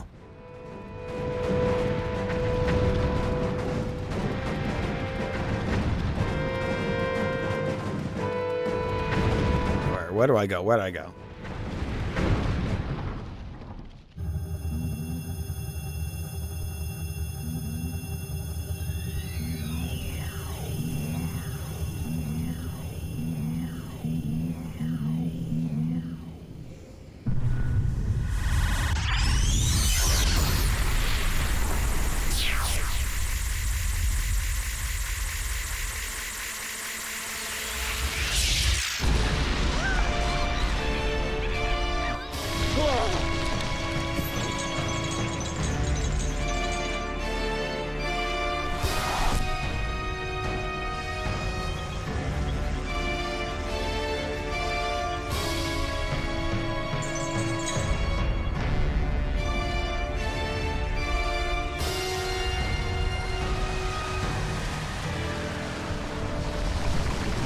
This reminds me of the game Prey. I feel like Nintendo took inspiration from that because in the game Prey, I don't know if you guys ever played it.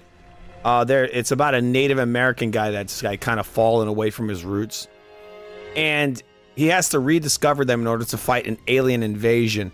So he's in some bar somewhere, and is into his Indian, not Indian, Indian like that kind of Indian, like a Native American Indian. So he has to, he's over here bitching about the reservation. He hates it there, and he's basically, I guess you could say, sort of whitewashed. And so what happens is that he's at the bar where his Native American girlfriend works and his Native American grandfather, for some weird reason.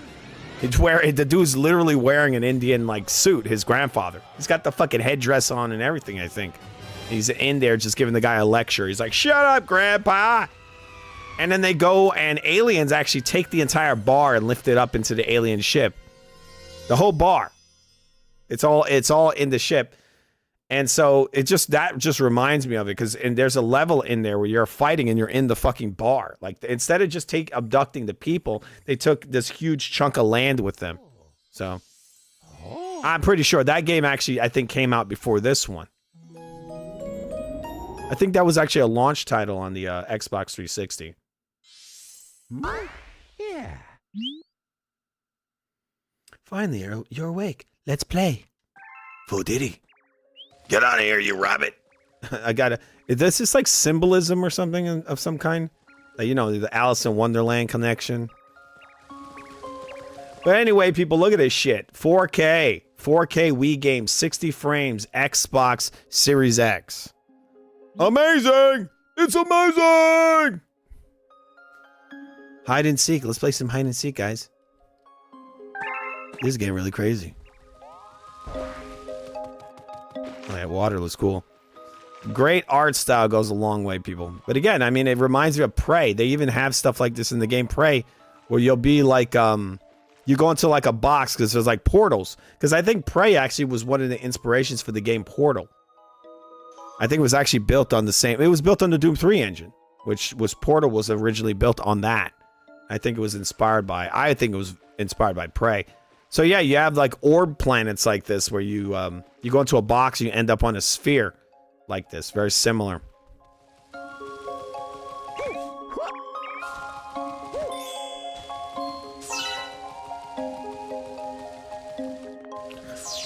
One thing about this is that certain titles don't work completely. Like if you play Trauma Center, I played that on this. I don't exactly know how to calibrate it, but if you know how to do it, for sure it's going to work, obviously, if you can calibrate it. But that's one of the ones I don't know how to. But this isn't a great emulator if you own a touchscreen monitor. It's amazing. I have a touchscreen monitor here. I think it's like 20, 30 something inches maybe. And you could play DS games on it, Wii games and all that, because it's basically like a mouse and you're just pressing the screen. Pretty cool stuff, I think.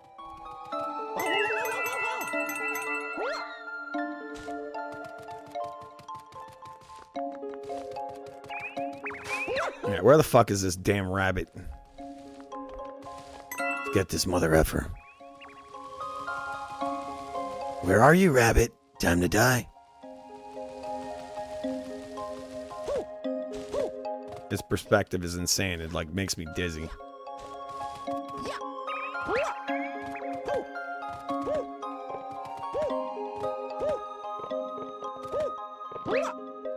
Anyway.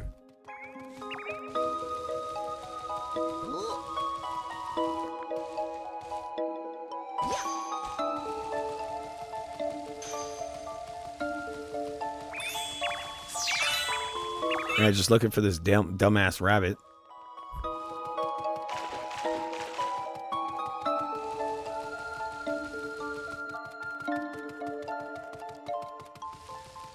Wait, this is not Flat Earth.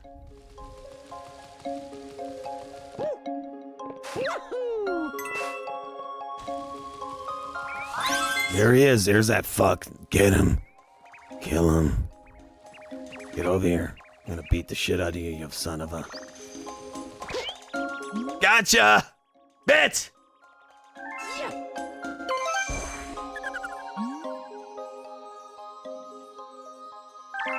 Oh, come on. I would have got you anyway. It doesn't matter. Anyway, well, how do I collect that? Is that it? That's all I gotta do? Alright, so I guess I gotta catch all of them. Is he giving away his buddies? They're hiding in the crate.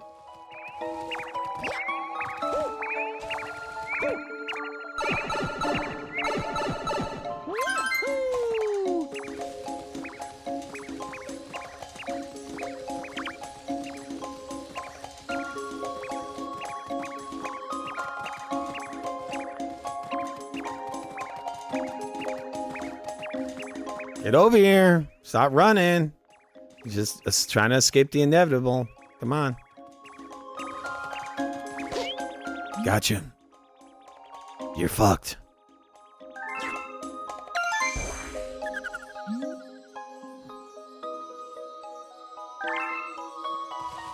Another one saying the same thing, huh? There's the other one. You gave your buddy away, you fucking snitch. What are you, the 6'9" of Nintendo?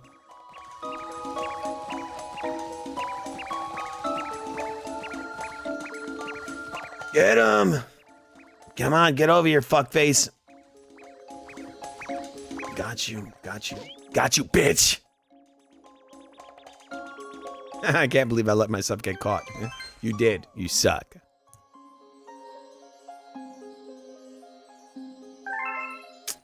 Maybe I could. I fucking caught all you guys because you're trash.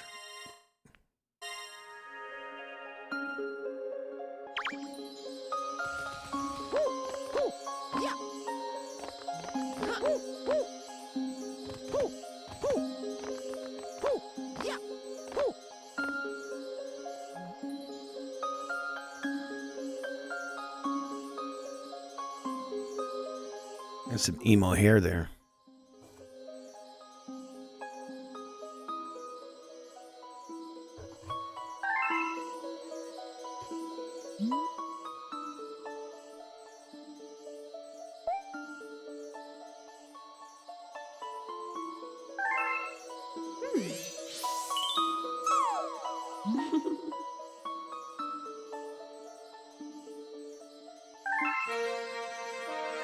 Oh.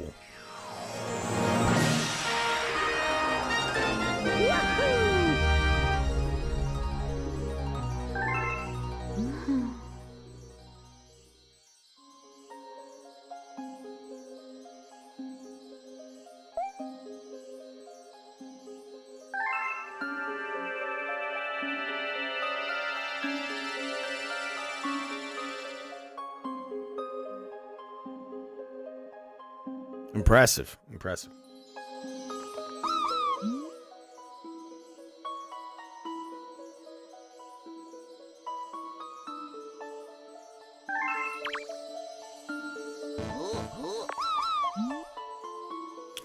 See, this is where I fuck up because I don't know what button I have to press to spin. I have no idea. I have to look into how to calibrate this stuff.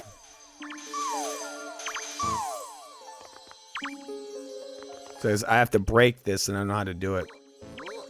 It's saying to spin the stick, but obviously I'm playing on an Xbox controller, so I have no idea how to do that.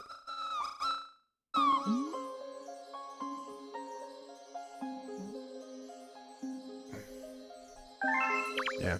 What I have to do is I have to go into the calibration for the title.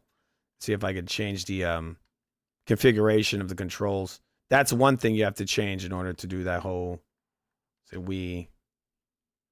But I'm not going to do it right now. But you guys see it. The game runs basically perfect. Not basically. It runs perfectly. It runs at 4K. 60 frames.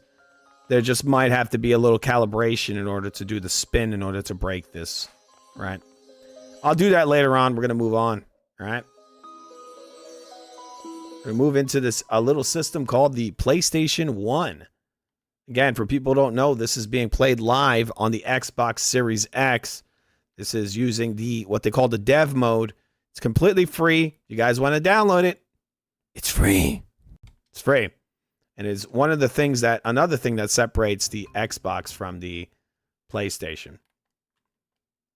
This is not something you have to do, like something that you have to like, you know, something that's going to get you kicked off of Xbox. On the PlayStation, they frown on this. They can actually like make it where your system cannot, that you can't even like download your or keep your titles. Like they'll go and kick you off of PlayStation Network for doing stuff like this. On the Xbox, they literally have it on there for free, dev mode. All right, I'm going to restart the system. Play a little PlayStation on my Xbox. All right, what the fuck's going on here? Oh, wait, sorry, guys. Here it is.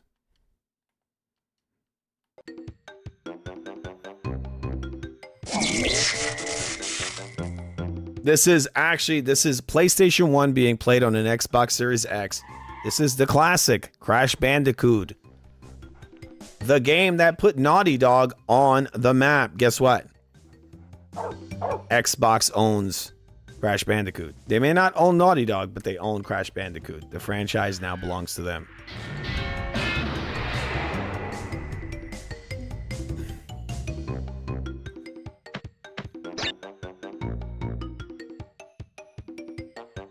And you can manipulate this and get it to run at like 60 frames on here if you want. I think it's actually running at 4K right now. 4K. It might be 30 or 60. I'm not sure. I think it might be 30 frames widescreen. OG Crash Bandicoot, people.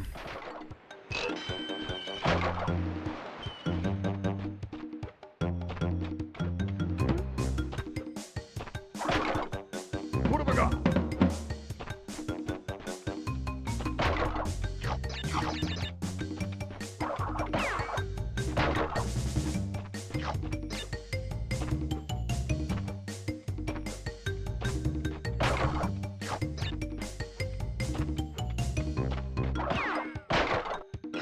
See if we can get past one level, right? What have I got?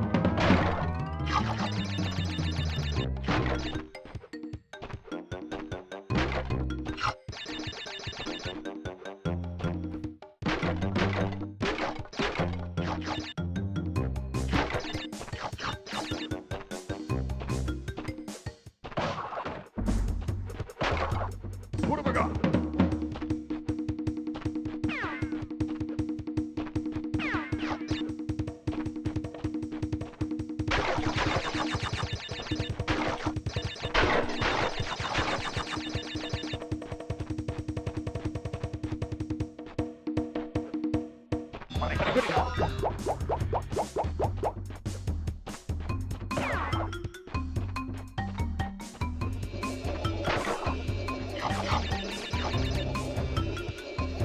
It's basically a side scroller, but they made it where it goes straight forward. Right. Gives more of a sense of 3D. Some of the levels that actually make it feel even more 3 are the ones where you come towards the screen.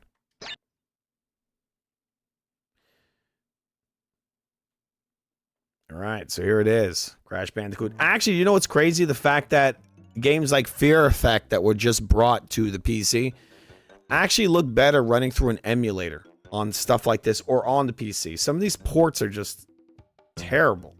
Terrible. All right, we're going to go look into this emulator, see if we can see something else on here. 1 second.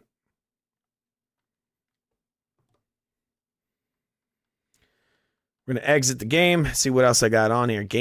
Open game list. We got Croc in here, Alien Resurrection. I don't know if you get to play as Winona Ryder. Is that her name? Winona Ryder? Anyway, here's Fear Effect. We'll see how that looks. This title here absolutely looks like garbage on the PC version. I recently purchased this title on PC. They re-released it, and it absolutely looks like trash. Give me 1 second, guys. I'm going to quit.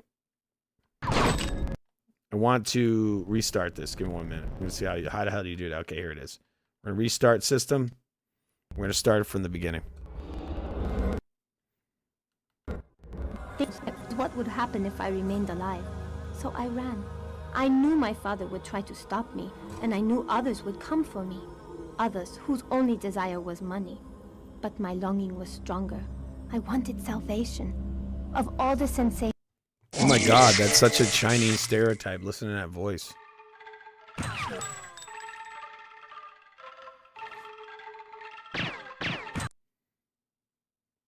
Again, it's awesome that on the PC you can play this in one go. Like, it's not split into like 3 different discs, where on here you have to load them up individually when you beat different campaigns.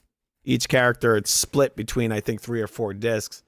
On the PC, it's just one go, but the problem is that it looks better on this emulator in every single fucking way than it looks running through the PC. It's just it's ugly.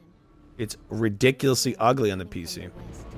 Told of my disappearance by a man, a betrayer who worked. And I don't know if they brought the this re-release to the consoles, but I know that on PC they brought it, and I am really unsatisfied with it. Everything about this version, this is actually the this is the PS1 version running on an emulator on the Xbox Series X. And again, it all around looks better on here than it looks on the PC. This kind of money, right, Hana? So I would tell you this: if you had an Xbox or if you have a PC, I would tell you to, if you're going to play this title, play it through the PC, through emulation, through the PS1 version. There, that's it. The Lamb Building. I don't know if anybody, I don't know if you guys ever played Fear Effect, but it's like a cool, like Resident Evil kind of style, fixed camera angles, kind of cyberpunk Blade Runner type adventure game. But again, it's set in the style of like similar to Resident Evil. So it's got this really cool cell shaded style. All right, give me a second. Let's see if do I even have this. Okay, 1 minute. I think I have to put the analog stick controls possibly because I can't control it right now. All right, what the fuck is going on here? Let's see if I can move. Okay, there it is. Now I can move. It's got the tank controls. A lot of people don't like those. I have no problem with tank controls. I prefer them because they're a lot more precise than moving around with the stick. I use the D-pad. If you're going to use tank controls, you have to use the D-pad. Again, you look at this. Go look at the PC version of this title. The character models look like absolute garbage. Even the full motion video in the background looks like trash. I think if they were going to re-release this, they should have made these full motion videos 4K. And then have the character look exactly as it looks right now, or add ray tracing to it or something.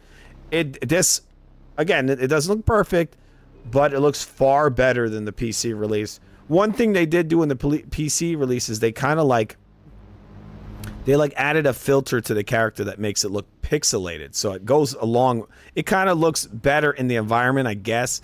It doesn't look as disjointed as this, right? Because, you know, the environment is it's a different look to it. It's more like going for sort of realism. Characters, very low poly, cell shaded look to it.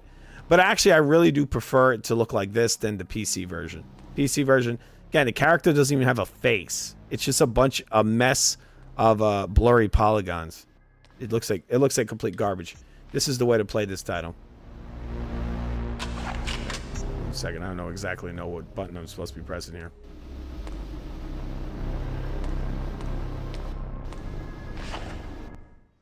Here you go, it's Y.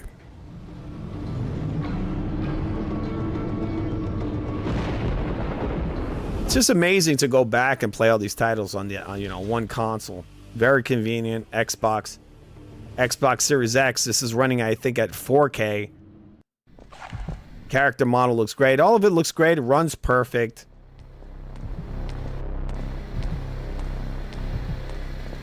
Again, I'd love to, if they brought this back, did this again, and just make these full motion videos high resolution.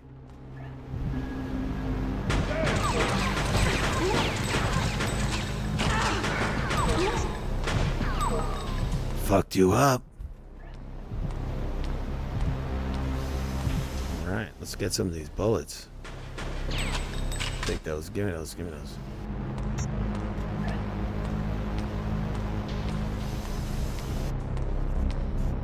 She's trying to do her sexy walk.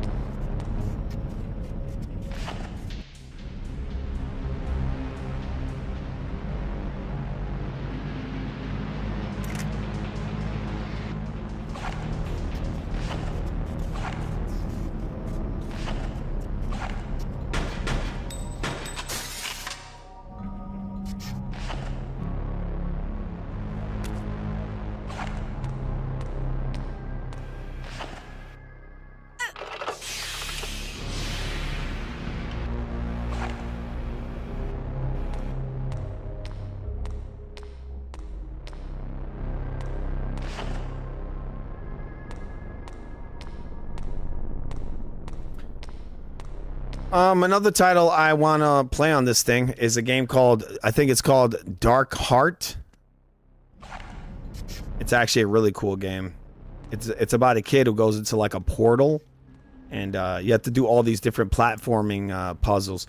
It's from the creators, I think, of Out of This World, which is also really awesome. Like it uses a technology that's similar to this, or like Star Fox. It uses polys, but it's mixed into like, it's kind of a side scroller, but okay, so I got fucked. I was supposed to steam that guy. There's like a valve you got to turn to kill him with steam. These games are also, I think, highly inspired by games like Dragon's Lair. I don't know if you guys ever played that, but Dragon's Lair was like a quick time event game, I think from the 1970s. It was in arcades. Very cool game. I actually have it on the system. All right, so we're gonna get out of this title right now. All right. I'm going to step out of this. I'm going to see what other titles I have in here. I have in here games. Okay, we got Fear Effect 1, Knockout Kings 2001. These are all PS1 games. Nightmare Creatures. This new here, I think, might actually be a demo of Silent Hill. This is one. This is a game called Overbleed. I'm going to see if that works. This is a PlayStation disc. I just thought it would be fun to play like an old PlayStation magazine disc. I used to buy those every month. I'm very nostalgic for that stuff. Because that's what I would play as a kid. I used to go out. I literally would walk like a mile in order to go to the magazine store to purchase a PlayStation magazine in order to play these demo discs. They used to actually sell those things. Xena Warrior Princess. I don't know if that one works. I played the demo of it a long time ago, and I really enjoyed it, but I try to get these ROMs to work. They seem to not work, and I have no idea why. I don't know if this emulator's having problems with it or what. But I don't know.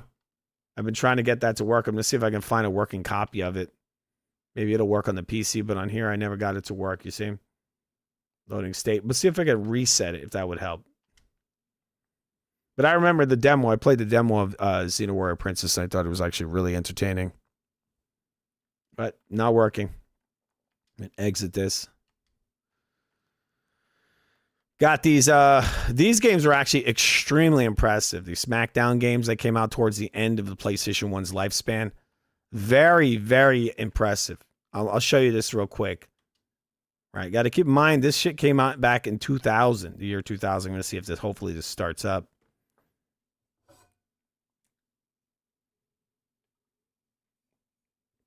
Right now, it actually froze up. I'm going to see if I can get out of this, hopefully. The emulator has frozen. I'm going to turn it off. I'm going to quit out of this and go back. All right, we're going to go back and see if that, let's see what happens here. All right, game list. I'm going to go back. Leave that Xena alone. I just clicked on the WWF SmackDown 2. Know your role. And it seems to have frozen again. All right, we're going to step out again. Having a little bit of a glitch there. Happens from time to time with this stuff. You know, this is all free stuff. People are in their free times coding this stuff, right? Right. So we're going to go down. Let's see what else we got here. Let's see if Overblood, right? This one's also really is a hidden gem to me. It's a hidden gem. Project Overkill. I actually really enjoyed that. Never beat it, but I do enjoy it. This is Vagrant Story. This is a game from Square Enix. Another, and to me, a hidden gem. Very cool comic book style. Looks amazing through this emulator. Perfect Weapon. Not very well reviewed, but I put it in here. See if I beat that. I've never completed that title. Right, so Overblood. I think this is Overblood, and it is working. This is a horror game. This actually predates Resident Evil, but I think about maybe a year or two, a couple of years. Maybe about a year. Because I know Resident Evil 1 came out, I think, in 1996. This one came out at the launch, I think, of the PlayStation.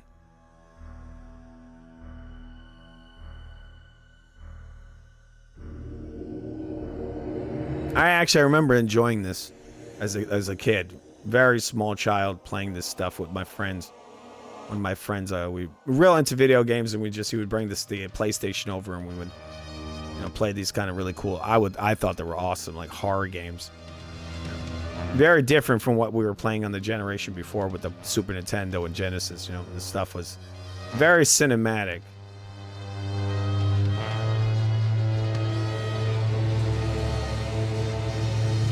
So in a lot of ways, I think Metal Gear wasn't the beginning of the cinematic game. I mean, I could go back to something like Go-Go 13 on the NES. Very cinematic. Right. But Metal Gear Solid was a big push in the next gen towards that cinematic style, but it was being done. As I said, this game came out in 1995. Metal Gear came out in years later, 1999.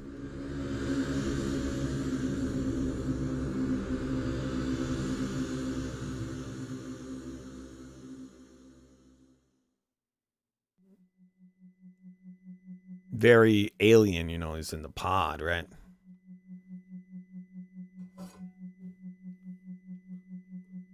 He looks sort of like Barry Burton from Resident Evil. What is this place? What is this, blood? I can't remember. I can't remember myself. My gosh, I don't even know who I am.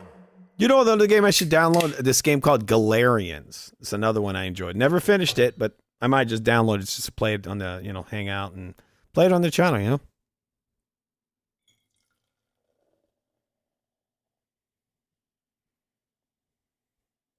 Played this a couple of months ago again. Kind of a hard play nowadays. Back then, we'd it's like, this is what I got. There's another game that came out that I thought of today because of the reveal of the Xbox Helix project, the code name for the new Xbox. It's called Project Helix. There's a game on PlayStation. It's called Broken Helix. It's another one I want to download. Play it on the channel. It's a pretty interesting game. So I think it's sort of like a third-person action title. Give me 1 second. I'm going to see if I can get out of this room. All these are doing this shit. I got to keep turning on the, or off, toggling the analog. See if I can actually get the shit to work. Because right now it's not working. Okay. Controller 1, switch to digital mode. All right. Okay. All right, buddy. Got it. It's freezing in there. Okay, can I move around? All right, so this game moves with the D-pad. tank controls all the way. Not a big problem. A lot of people complain about the tank controls. I don't really have an issue with them. I kind of enjoy them in a way. And this is how this stuff all started. This was the transition from, you know, a D-pad controlled games, right, into analog stick. The reason why it has the tank controls is because that's the way that the D-pad works, right? It's stiff. And I'll tell you this, any kind of tank control game, you should not be controlling with an analog stick. You should be using the D-pad.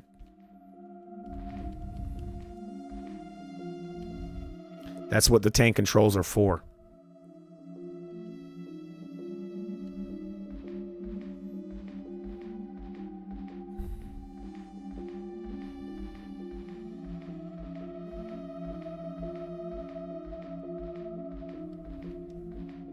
Yeah, it's really fucking cold in here. My balls. The shrinkage. Think about it. The shrinkage is insane.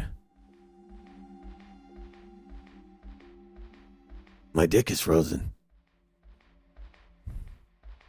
Alright, how the fuck do I get out of here? Auxiliary power device located underneath. Do not activate under normal conditions. Danger of overload and malfunction. For emergency use only. Right, this is a pretty big emergency, man. Look, I'm fucking freezing my balls off. Can I please use auxiliary power? It's like, what's under this? Yeah, what is under this? Bro, I'm freezing. My nuts. They're about to fall off. Oh, I can run. Okay, good. Just realized that. Bro, let's get the fuck out of here. I'm freezing!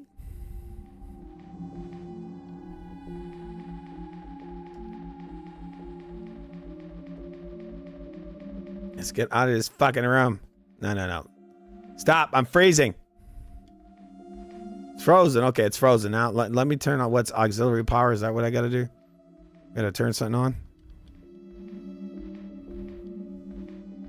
Oh, this looks like a controller of some type. Power down. Function terminated. Oh, is that it? Hopefully that fixed this. All right, is that it? Wait. What's happening here? Function this shit. I guess I can't operate this. What the fuck? I'm freezing! Help me! Get back in that fucking thing. You were alive in there, right? Come on, bro. Come on. Open. Open your mind.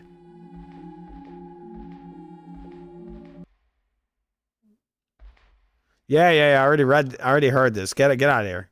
Let's go. Leave. Activate under normal conditions. Danger of overload and malfunction. For emergency use only. I am fucked. All right, let's try to get out of here. All right. I'm losing consciousness. I can't. I'm passing out. It's just too cold. I can't open it. It's freezing solid. It's frozen solid, bro. Oh, my nuts. Oh.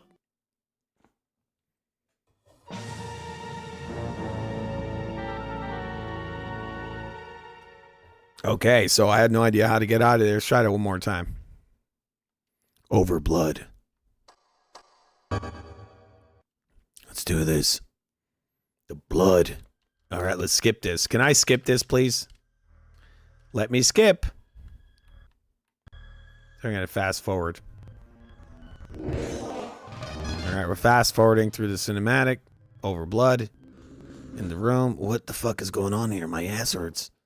Why does my ass hurt? Okay, here we go. I should download Die Hard Trilogy. I really enjoyed that game on the PS1. All right. It's really cold in here. Too cold. I'm freezing.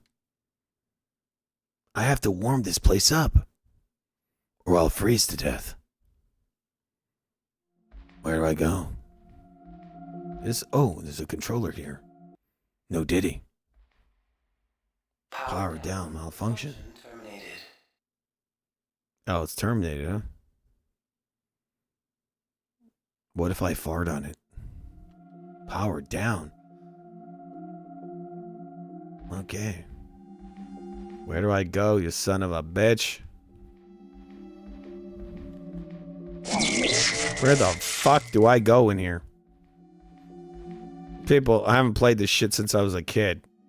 I have no idea where I'm supposed to go. Well, that's a very dainty jump, you fucking beep. Everything's fucking frozen. I'm sorry, I'm cursing. I gotta hit this. Everything's frozen. Yeah, I already gone there. Where do I go? Do I have an inventory in here? Forgot if I have an inventory. No. Get off. Why are you bending down, you fucking whore? Whore in a beard. Whore with a beard. It's all frozen. I don't think I can get out because it's all fucking frozen.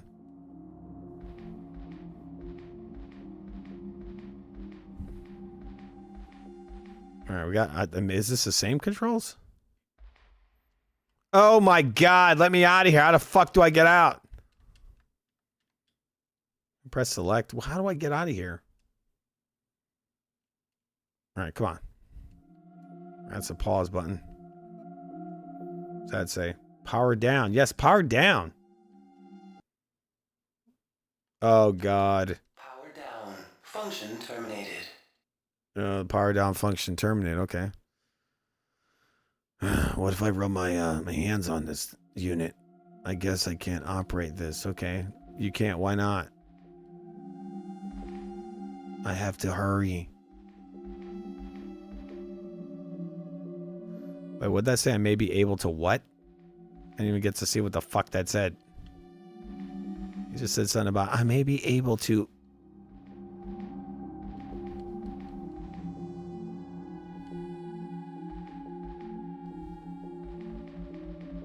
I may be able to freeze to death in here.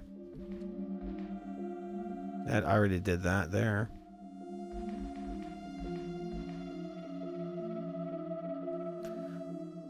Why was I sleeping here? I can't remember. I was drunk. I'm fucking retarded. What do I do? I can't remember. I'm an idiot. Is that a key? Is that some buttons and shit? Oh, there's buttons here. Okay. -10. Maybe I can bring that up.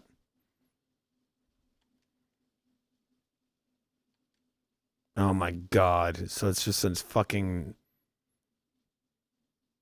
I need to warm this place. It's cold in here. Here's a fucking thing that says it's -10.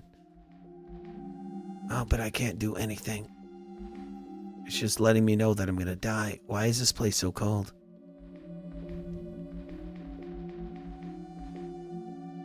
Yeah, whatever. I can't give up. Oh, my dick. Oh. It's too cold.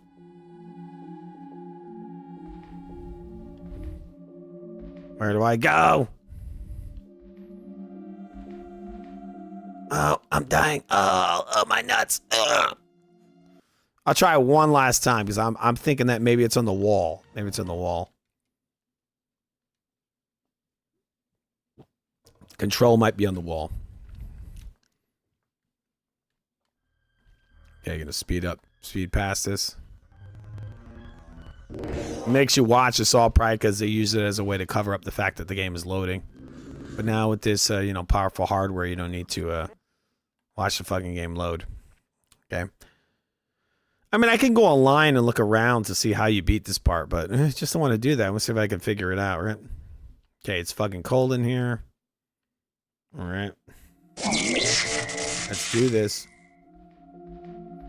Let's look at the walls. Maybe there's like a button on the walls.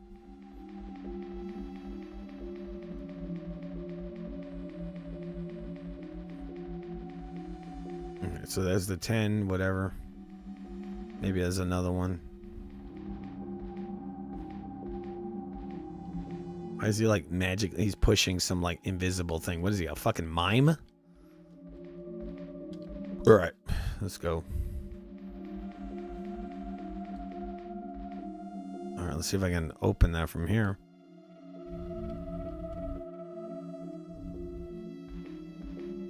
Maybe I need to like bend down in order to control this ship. Because I know that there's some buttons here. Maybe it's like, you weren't bending. You need to bend. Do you not understand you have to fucking bend? Alright, I think I did it. I had to fucking bend. It's getting warmer. If only you bent your knees. Now that you bent your knees, it's not as cold. But it's still too cold. Alright, so I bent my knees and yeah. Now it's warmer. Auxiliary power device located underneath. Do not activate under normal. I still have to leave. Alright, shut up. Leave me alone. I'm gonna skip this. Alright, how do I bend? Oh, there I bent my knees. Alright, so it says auxiliary power is already active. It's sexually active. Alright, very good. Now I'm gonna get up. This guy, this character in this game looks like this guy that makes funny videos on like Instagram. Looks just like the guy. I don't know the guy's name. I'll get back to you with that. All right, right now it is what? What is it in here? 0 degrees. Okay, so it is still cold in here. Still pretty freaking cold. Can I leave now? It seems the door is locked. Okay. But how do I unlock it? Not yet. I need to find something to wear. You are wearing something, you fucking idiot. He's not wearing shoes. What the hell? Well, where do I find something to wear?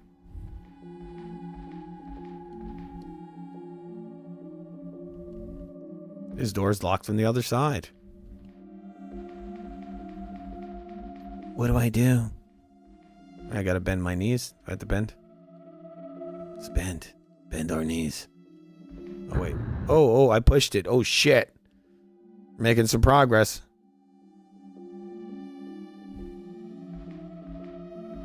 Alright, here, let's go. Let's get in there. Get in there. Here we go. This is getting pretty good, people. It's heating up. Oh, dude, come on. This has to be fucking Barry Burton, okay? You got a fucking red vest. Barry Burton has that. Memory chip, those are very expensive now. It's that RAM, people. It's very, very expensive. This might be useful for my gaming rig. Nothing here. All right, let's go, Barry. You are the master of unlocking.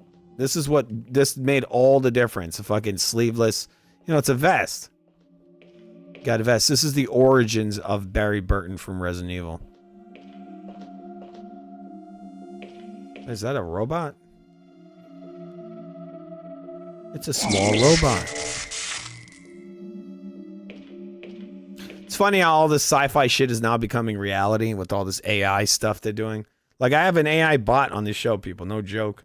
And the thing is actually pretty kind of smart in a way. Get over here! It's on here. Look, I'll show you. There's our AI bot. That's Foobot. Right. Let me get him out of here. It's a little creepy.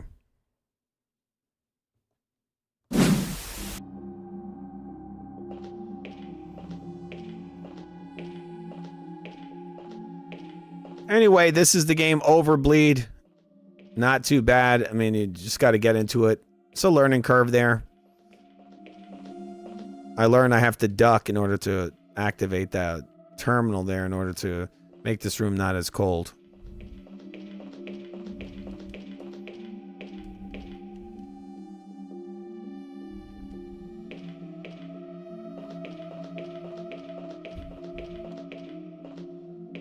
That's where I just came into. Maybe there's a door somewhere in there, maybe.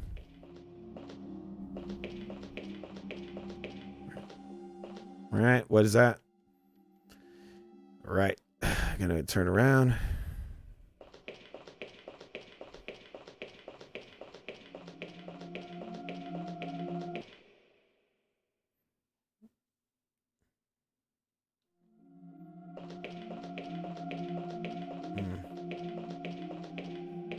All right, I'm missing something. I don't know what. Maybe I need that fucking robot to get up. Maybe that's what it is. Mm-hmm.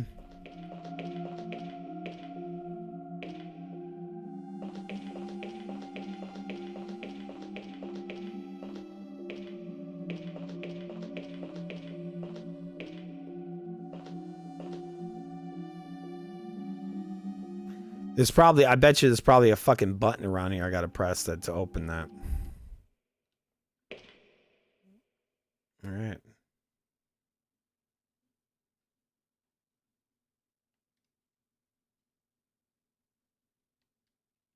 All right, so the jacket's gonna help me survive, just so you guys know.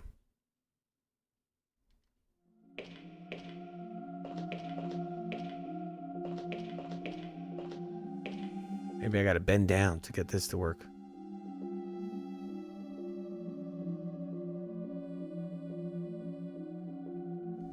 This guy doesn't understand shit, huh? Auxiliary power activated. Functions restored. Oh, so there you go. Now it works because it's warm.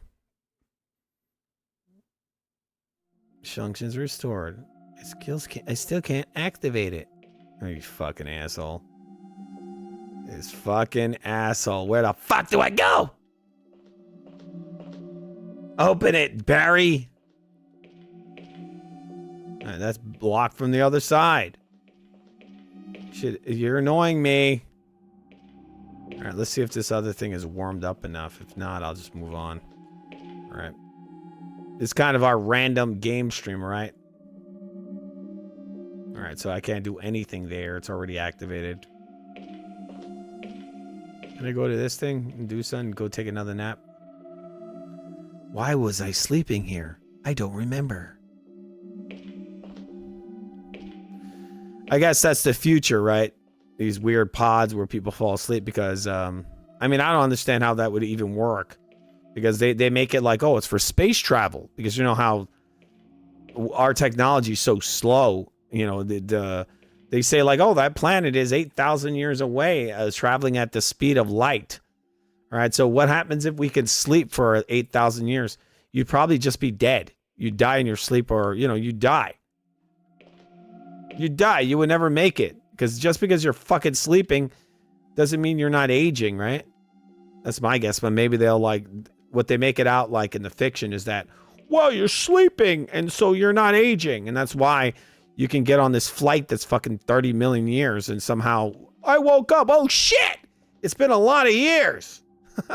And you wake up in one of these stupid pods and then you're like, oh, I'm here. It's like, no, I don't think it works. I don't think it works that way. I think you would still age even if you're fucking sleeping. But I mean, that kind of cliche that's been in so many sci-fi films.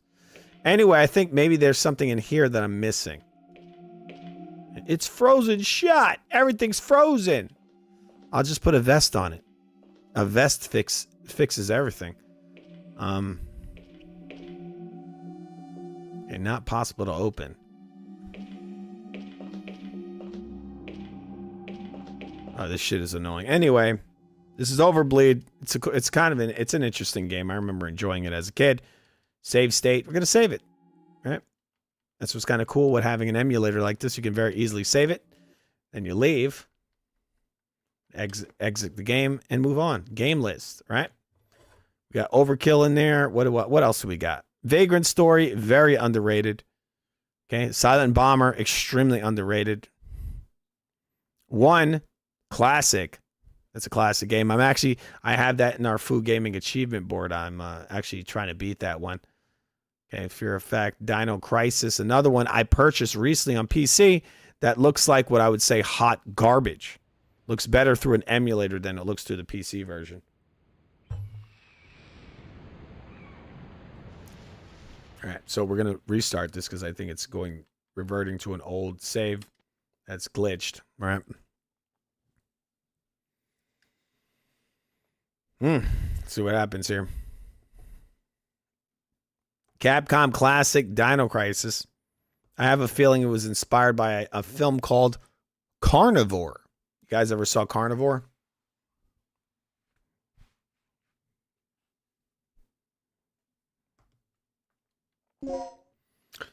Very annoying on PC.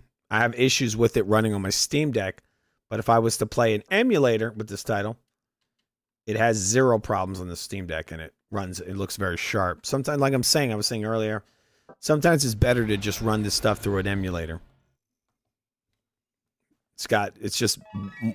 It's more well built for whatever hardware you run it on.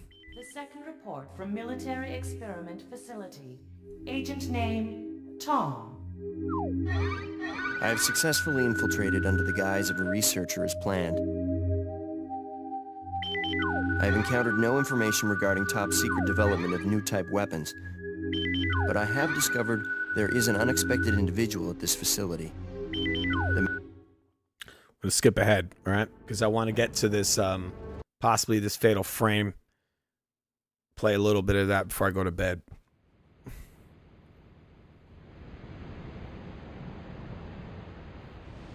Okay, this is the first checkpoint. Playtime is officially over, kiddies. Something's wrong. The lights in the guardhouse are out. Maybe this has been a wild night of partying for the guards. You know, a little song, a little dance. I like the way they walk. Look at this. He looks like he's doing like a dance. Stay here, Junior. Leave the guards to me. This is back when their hands were like this. Stay here, Junior. Hey, did you hear what he just called me? Forget about it. Just let Gale handle this. The fingers are like this. They don't even have a thumb. It's like this. Stay here. I am the master of unlocking.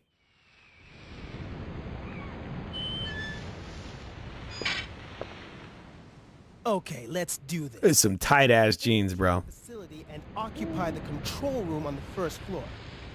I feel like she's a really cool looking character. Security systems from there. I'll Like contact. they're like cute, like, you know, red hair kind of thing, the Karen hair. I feel like they should have brought this game back a long time ago. Maybe even do it in first person, right? All right. Same thing every single time. You got to turn off the analog, I think. I think maybe that's what it is. Or maybe I should have been controlling it with the analog. I have no idea. Actually, I think what happened is that it's set to analog. I'm going to see if the analog sticks work. They actually don't. It's interesting. I don't know if this title was built for analog sticks. So I have to use the D-pad. But again, this shit running on the PS1 looks better than the re-release on the PC. Maybe PC might have 60 frames, but this looks pretty fast and it looks pretty sharp for a PS1 game. So who were they fighting? This wasn't much of a fight. I don't think these guards hit anything before getting sliced and diced. Whatever they were shooting at came in through there, ripped right through the steel fence. Well, the hole is nice and clean. But I still say you could have done this. Very funny. We still need to figure out what happened here. Very funny. Sweep the area.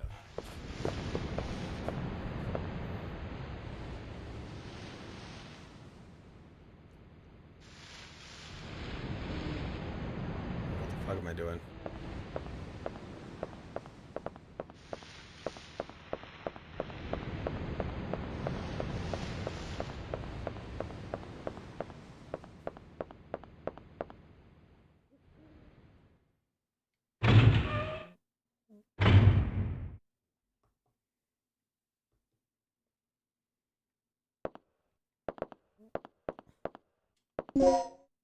Key over here. Can't use it, but I picked it up.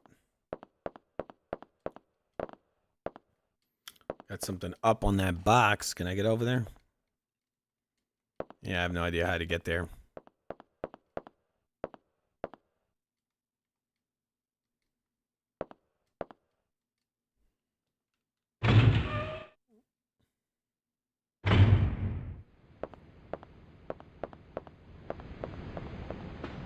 Rick can handle the inside of the facility on his own.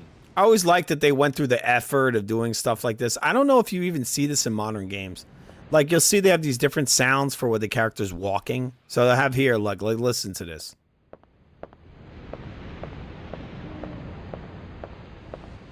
So that's the sound of walking on stone. Then watch when I walk over this little metal thing here.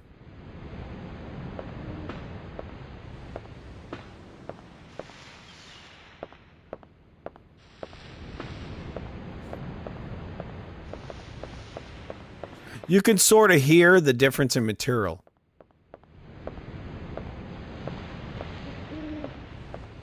At times you can hear it. Watch, just walk over it.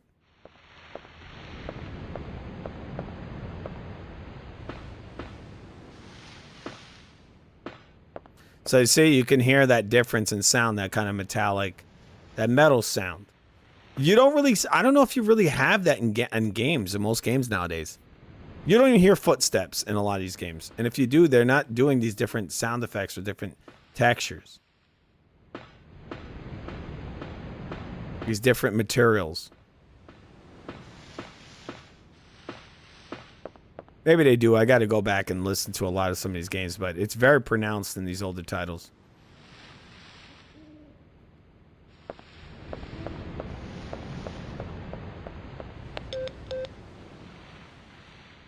Rick here. I'm in. The place is deserted, though.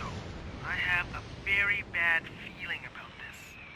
How's the progress going with that security system? I don't know what's been going on here, but it looks like all the power in this facility is being cut. Hot in here. Same here.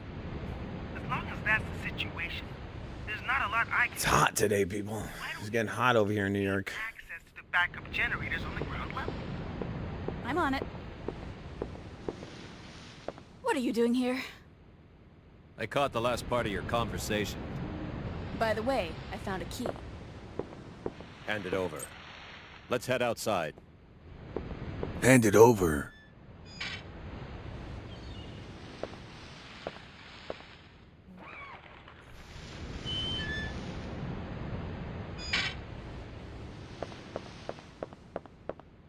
Hope this is not Chris's blood.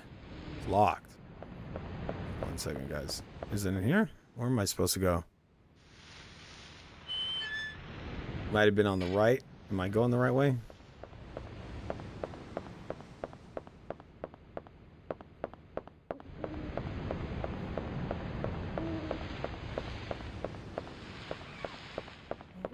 I think it's on the right. I went the wrong way. Alright, so it's not there. Sorry. It's through here and on the right side, I think.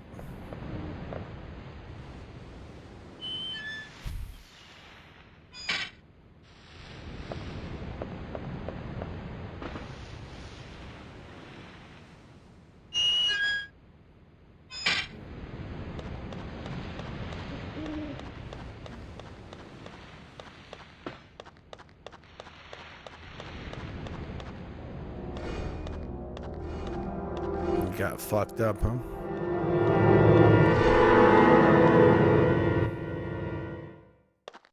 That's disgusting. This guy's been eviscerated. Something Interesting thing about Dino Crisis is that you could tell there's a hint of humor in everything. It's almost like the movie Fargo. Okay, let's move on. This is a title that deserved a lot more respect. They still have not done a remake. I mean, just use that re-engine, right? And just bring it back. Why not? Even in the same perspective, just remake it, you know? Or remaster it. Same thing, right? Like make it look same perspectives, everything.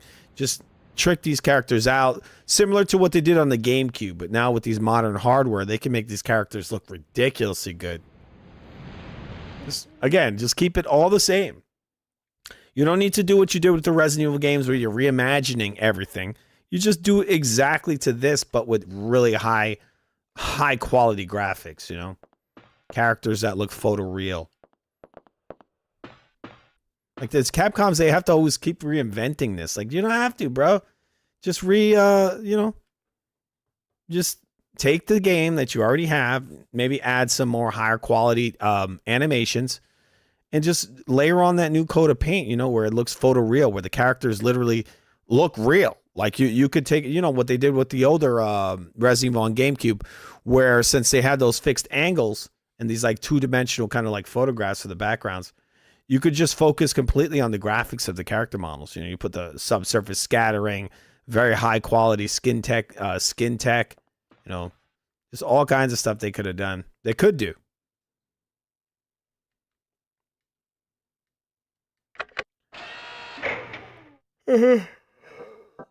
Anyway, this is Dino Crisis. I think I'm going to move on in a minute because this is now going into the whole, you know, puzzle solving thing. We don't need to go this far into it.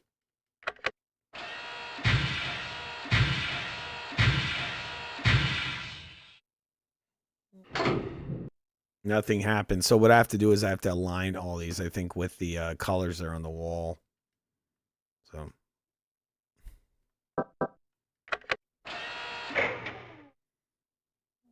All right. Nope. I did that wrong. Pretty sure it goes with the, maybe it goes with the switches. So, yeah. Let's switch that around again.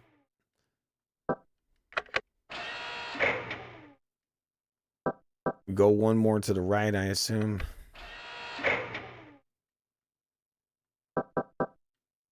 Okay, now we'll go to... Wait. No. Well, we'll see what happens. Just gonna get out of here. Let me out. I think I'm almost there. So it's red, purple, green. I said the green. I think I have to move it one more step. This is one's on the left. I have to swap them around. I think that might be it. Just looking at the colors on this thing on the right, I'm thinking that maybe it's supposed to match these switches. Or maybe it has to be the other way around. Not sure. Nothing happened. So I think it's supposed to be the complete opposite of what I'm doing right now. Maybe, possibly. So it has to be... All right, 1 second. Let's try this one more time. Nope. That's not it. Move that there. And move the center. Move this here. Maybe move the right. Possibly. This might be it, maybe. Or I might have to move the green. Let's see. All right, let's go back. So we'll move these switches. Hopefully this works. We'll see. We'll see. Let's see. So it's purple. Actually, I have to swap the center around again. That might be it, I think. One more time, baby.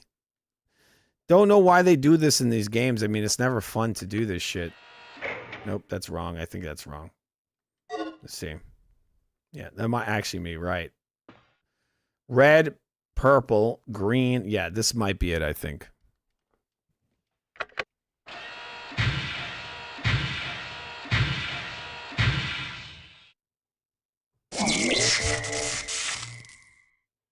I told you, mother effers. I knew it. I can see it. It worked.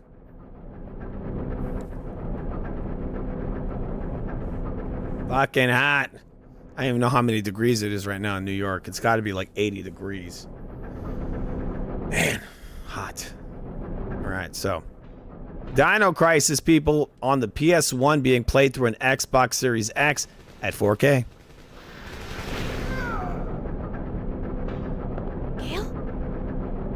I own this title on PC right now. I just purchased it a few days ago, and I prefer to play this through this system. On PC, it kind of looks like garbage. It requires all kinds of hoops to go through. It doesn't run well on the Steam Deck. Literally, I can't even get it to work on the Steam Deck. I have to jump through a bunch of hoops to get it to work. But guess what? It does work through. It works through DuckStation. And so you can play these PS1 games through an emulator better than the port.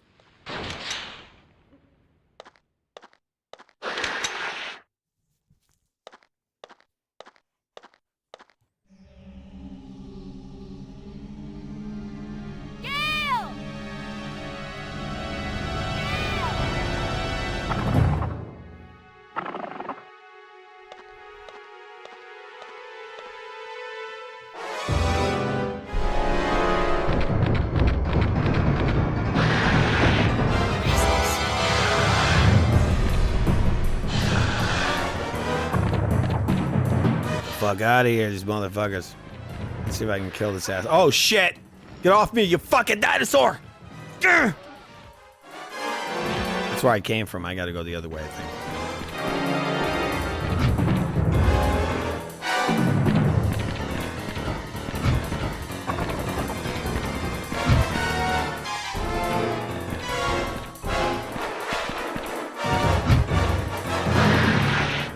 I feel what's interesting is I think there's more to tell with these characters.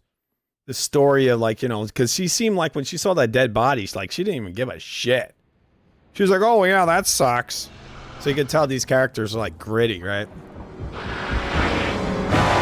There's a lot to tell with these characters. They really should re-explore this Dino Crisis, right? I mean, if you're gonna make anything, that intergalactic shit from Sony, who gives a fuck about that? Go and get Capcom to make another Dino Crisis. Maybe get some of the people that made, like, Uncharted or something to work on it, you know? Capcom's just sitting on that shit. They haven't done anything with this in literal decades. It's Gale. I lost him. So what's the bad news? Did you move some guards? You're not gonna believe this. He was attacked by some kind of dinosaur. Now that's a good one. So, who was it? Arnie? This isn't a joke, you idiot. We were just attacked by a big-ass lizard. For real, what's going on over there? Alright, head over to the control room and we'll sort out this whole situation. Control room. Anyway, I'm not going to play through the whole game, guys. You see it. Dino Crisis. Classic. Classic. Running on the Xbox Series X using the dev mode.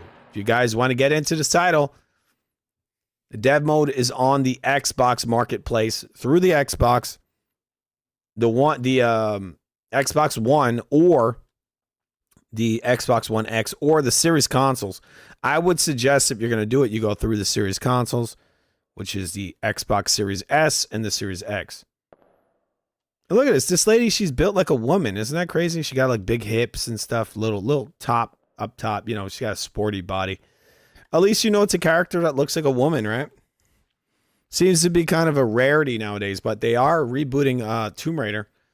Sort of rebooting it. I saw the recent one. Actually, looked pretty interesting. It looks like they're going back. Because the culture is all leaning towards, like, taking women's femininity away, right? And I feel like now they're finally... we're getting where, you know, women are women again in video games. But, you know, back then, when this was created... Tomb Raider was a huge game at this time, so there wasn't this weird agenda of de-femaling females, right? Where they make them half men, right? So anyway, game is good. I never beat it, as I never beat a lot of these games, but I do enjoy them, and I'm gonna beat this game on the channel, I think, right? Not that I'm gonna beat it. I actually like the save system in here because it gives you a photograph. It's not like RetroArch where you don't even know if you're like copying over something you've already saved over, because it's got a picture there. Each game has like its own unified save system. All right, so we're gonna get out of here. It's getting late. See what else we got in here. Metal Gear Solid Part 1. This is disc 1. Gotta install the other one, but I haven't beaten the first disc on here. I have completed Metal Gear Solid 1 in the past. But on here, you know, it runs in what Digital Foundry would call full fat 4K, very high resolution, very sharp looking game. We'll just watch just a tiny bit of it before we shut down this gaming mode. Not gaming mode, this what they call the dev mode. And we're gonna go and possibly play Fatal Frame. Maybe. It is getting late. I'm running super late over here. This is Metal Gear Solid 1 running on an Xbox Series X you're watching right now.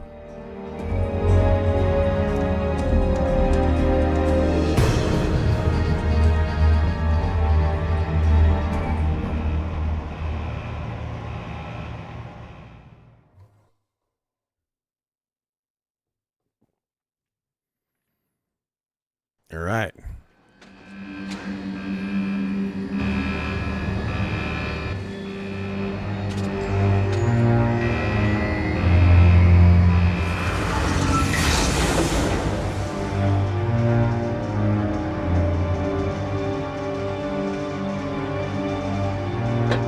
Dude got like 18 abs.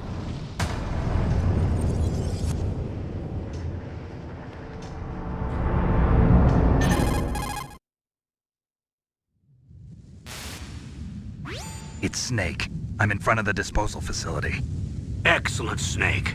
Age hasn't slowed you down. All right, I'm gonna skip ahead. Since we played the GameCube version earlier, let's just watch a little bit of this PS1 version running on an Xbox. Behind D. Colonel, what's a Russian gunship doing here? I have no idea. But it looks like our little diversion got their attention. Now's your best chance to slip in unnoticed.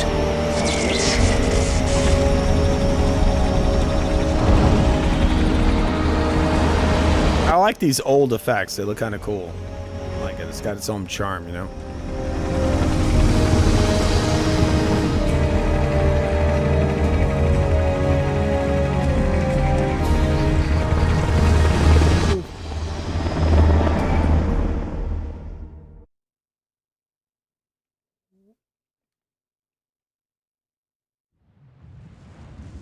There are only... We're going to skip ahead.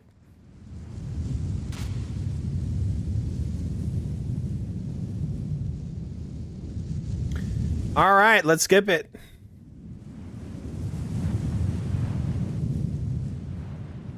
Snake. All right, Snake, shut up. You're going to try to just play a little bit of this.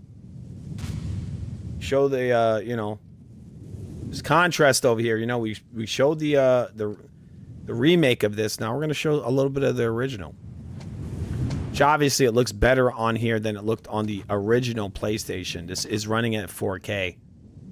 4K on the Xbox. Very, very sharp.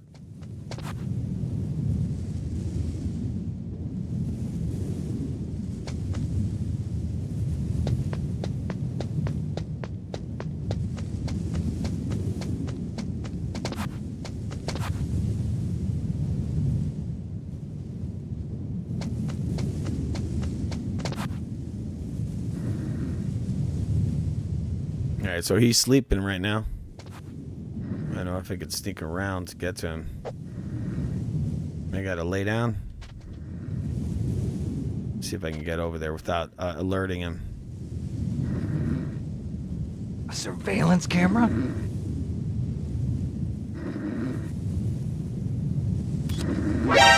Got me. Shit. All right, so they fucked me up. All right, did that all wrong. But anyway, you got it. All right, we're going to move on. 1 second. All right, we're going to get out of here. All right, I show a little bit of Vagrant Story before we go into the next part of the show. This one's good too, Croc. There's so many amazing titles on the original PlayStation. But again, this is all running on an Xbox. And they all run perfect. They run 4K. They look better than ever.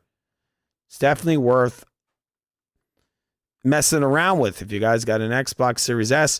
Dude, even if you don't own a PC, I would say, look, if you're into older games, get a fucking Xbox Series S or X. It's one of the greatest emulation systems you can get. The OG Xbox 360 is really good too. Again, they're doing a lot of soft modding on that platform. Recently, they cracked it. I really want to get into that, but it's not going to be as good. The emulation will not be as good on there as it's going to be on the Xbox Series consoles because these are more powerful. So 1 second, we got Vagrant Story. I'm going to try Vagrant Story, and then I might play just a tiny bit of maybe Fatal Frame. I'll see how much I have to download in order to get that to work. Because it is very late and I'm tired. All right, so this is the Square Enix Classic. This was released towards the end of the PlayStation 1's lifespan. Maybe not fair to say that because the PlayStation 1, they made games for it for a long time, even after the PS2 came out. But towards its prime, the end of its prime, this title was released. This came out around the same time as Metal Gear, and in a lot of ways, I think it's similar in quality, possibly even better than Metal Gear, because I think this art style is better for the PlayStation platform than the Metal Gear Solid style. I could never understand how these systems are all trying to do photorealism. I mean, the cartoon styles work so much better on all platforms. All of them. PC, Xbox, all of it. Like, these consoles do not do photorealism as well as they do cartoon-like styles. Like, I would love to see a Call of Duty game in a cel-shaded style or cartoonish comic book-like style. I mean, again, these systems, they are way better at doing that than they are at doing photorealism. So why not just lean heavily into it? Like, if you look at a game like Hi-Fi Rush, it looks fucking amazing. And the reason why is because it mimics that cartoon style perfectly. But, you know, when these systems, when they do photorealism, they can't get there. They can't do it. So stop. Just go towards the style of like Hi-Fi Rush. You do that perfect. So just make it gritty. So if you're gonna make a shooter, you make it gritty, and then, you know, the game looks like that style. It's like a cartoonish game where you have like cartoonish looking guns, but it doesn't have to be a cartoon, right? You can have cartoonish guns but still have an adult story, right? Again, this is Vagrant Story. I mean, look, this is running on an Xbox Series X. 4K, it takes a lot of the distortion away from the textures, so they look a lot more solid than they used to look on the original PS1.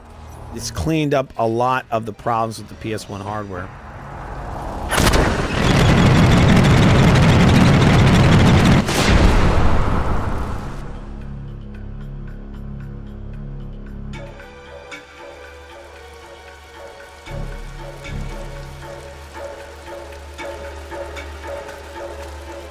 I remember towards the end of the life cycle of PS1, they started doing rain effects really well. You look at like the first Silent Hill, really awesome rain effects.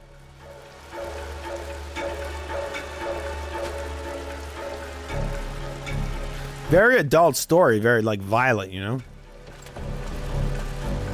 It's weird how it doesn't have dialogue.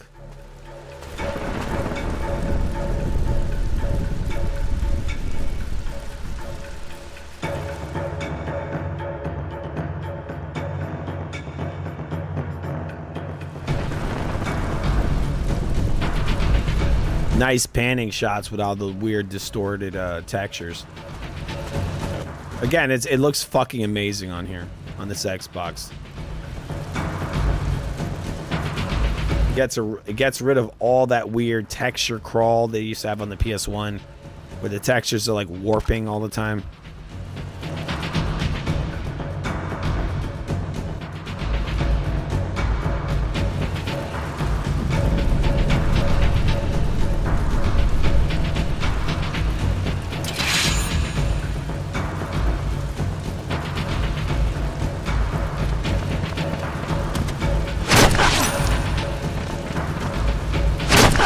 Trying to figure out what fucking button I'm supposed to press.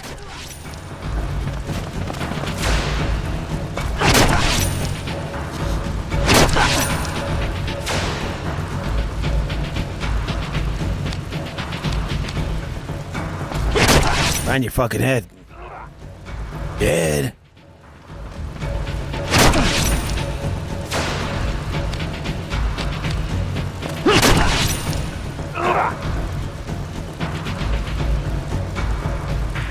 Hit him right in his face with a sword. That shouldn't be too bad, right?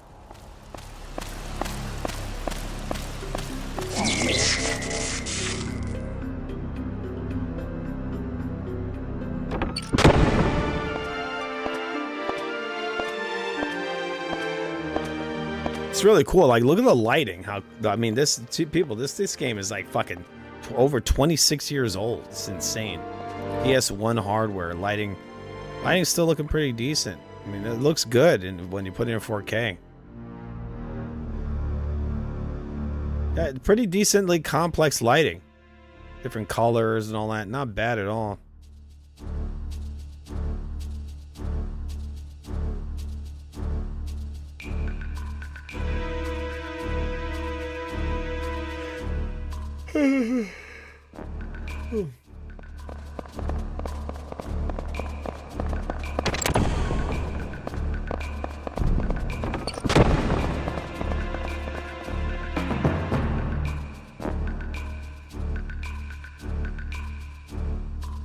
It's got like an old like 1990s like film style. Funny fades and all that. It is Gully Man. That's like the #1 baddie in this game. This weird, like, dainty looking girly man with his little chest. He's built like a fucking woman, like a little woman.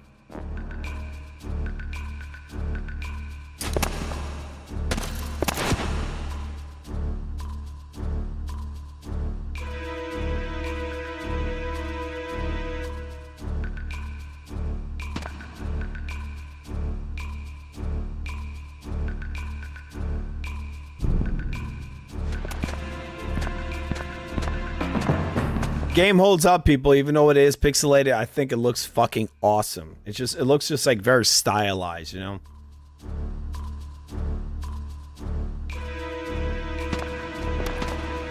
I don't know, it looks like he's got assless chaps there. I don't know, that's kind of weird.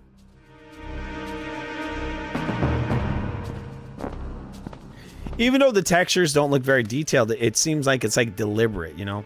Obviously this was a limitation of the hardware, but it's still, in a way, it looks good. It's just, you know, it's got a certain charm to it. And when it's in 4K like this, it looks great. And through the Xbox, you just load these games into the into a hard drive, and then you send them through the application, through the software, to where the destination where you need them to be. It's actually pretty simple. And, you know, they just work. They just pop in, they populate, they put all the different textures and, well, not textures, but the high resolution and so on, you know. It's not very hard.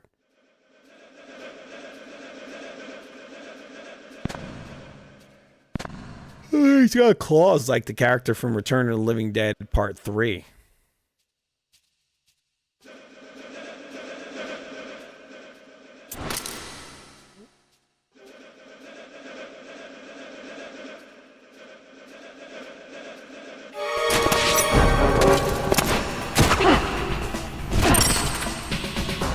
Oh, he wasn't listening, so I had to shoot him with that arrow through his girly man body. Mr. Girly Man! Man!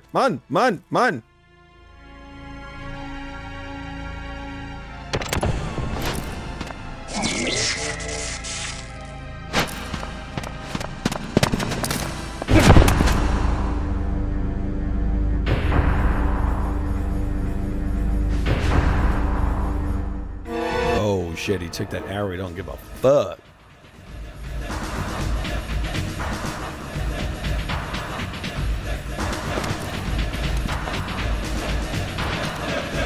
Stop!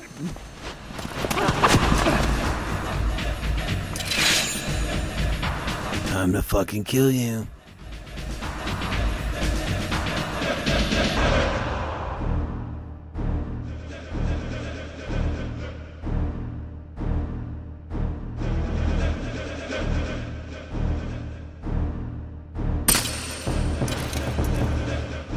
Man, look at that. The arrow goes right through, straight through his body, through his back. That's crazy.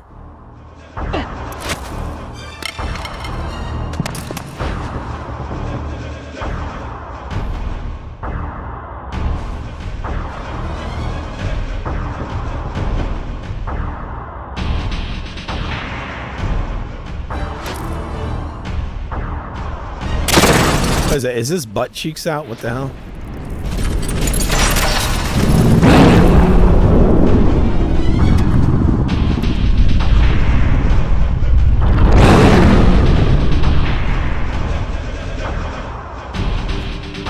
There's a lot of fucking credits over here.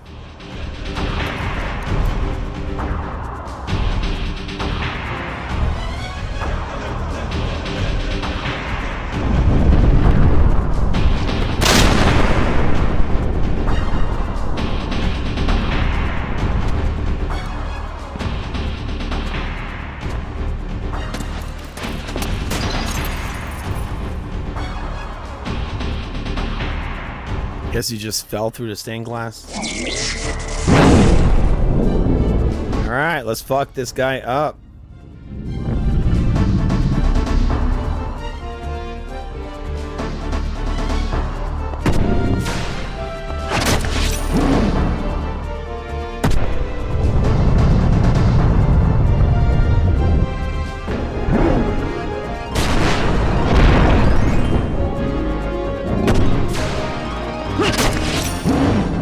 keep fucking him up in his face. Just fucking his face with his sword. All to the face. All to the face. All to the face. All to the face. All to the face. All to the face.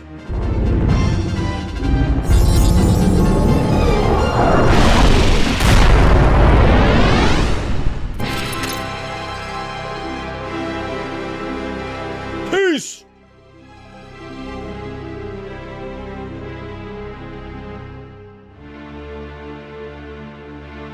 I like that they start the game and it feels like the end of the game. It's interesting. The game looks great. People, look. Yeah, it's like 20-something years old, but it still looks fucking great. But he's wearing assless pants? What the hell?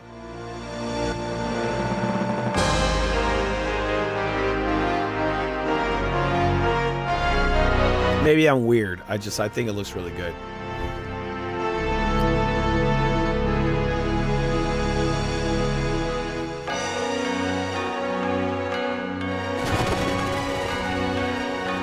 Looks razor sharp on the Xbox.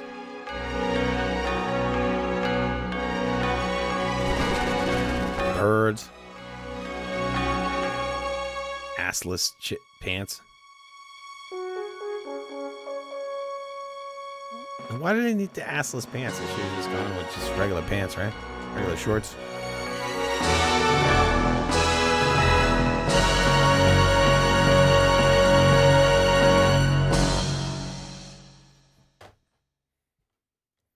Vagrant Story.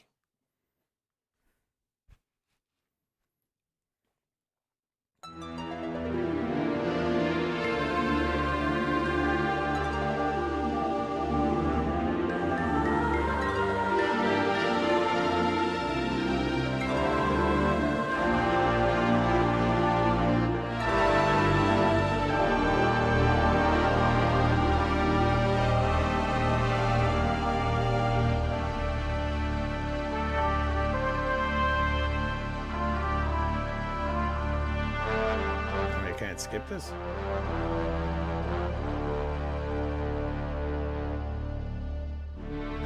All right, so we got more conversations happening over here. I wish I didn't skip that. All right, so what we're gonna do right now is we're gonna skip. We're gonna save state, Vagrant Story, because I do want to finish this game, and I will finish it on this channel. By that, I mean the Real Food TV, the greatest channel known to man. What you're watching right now, people, Foo Gaming Live. All right, we'll probably be back tomorrow, but right now, I'm going to get out of Vagrant Story, and then we're going to go and look at possibly installing Fatal Frame, playing that, and then getting the F out of here and go to sleep on this very amazing birthday edition of Foo Gaming Live. Again, people, if you want to subscribe. If you're new here, if you want to help the channel, hit the like button and donate to our Venmo. It's in the description. Our Venmo, okay? All right, we're going to get out of here. The game is awesome. It plays amazingly on this Xbox dev mode. Again, great stuff. Looks amazing. 4K, very sharp. All the different enhancements you could do here. You can get rid of a lot of the issues with the PlayStation version of this title. All right, loads of games you can play on this dev mode. We're going to be going into it more in depth on the channel. It's amazing the options that they give you. This option to go in there and just play all these emulators, everything, NES, Super NES, N64, Sega Saturn, PlayStation 1, PlayStation 2. There's loads of stuff in here, people. Loads. I can keep going on and on and on with this thing. It looks great. I remember the first time I messed around with this on my Xbox, and I was shocked by how good these games look on here. This is one of the ones I was just blown away.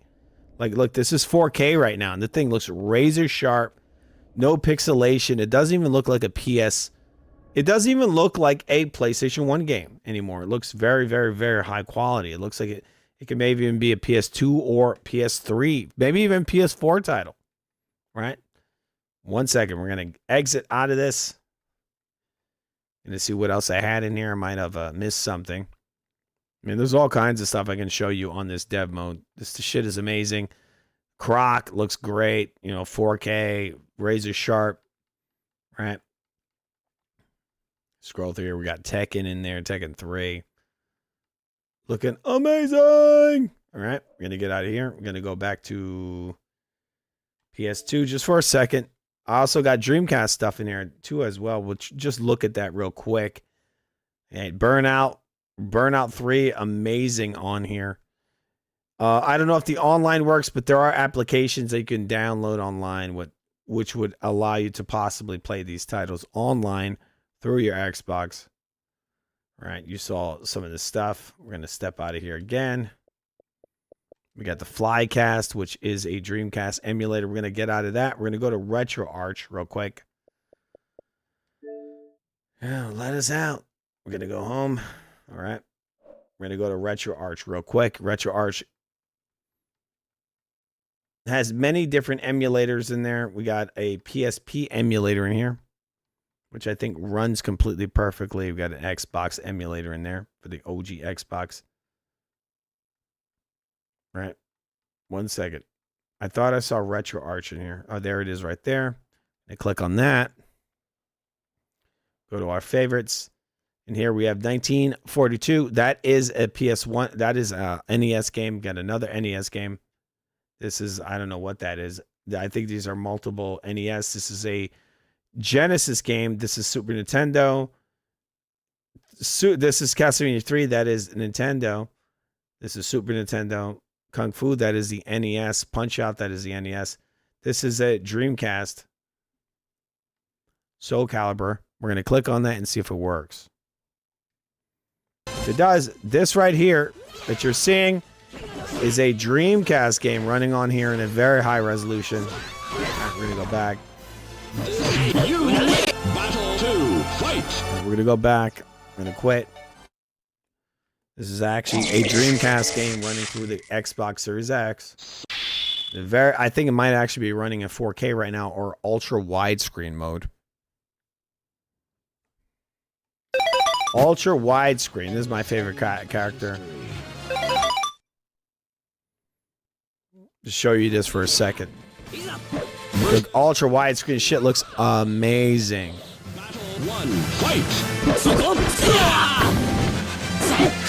The Dreamcast running through the Xbox Series X 4K, very high resolution, ultra widescreen mode.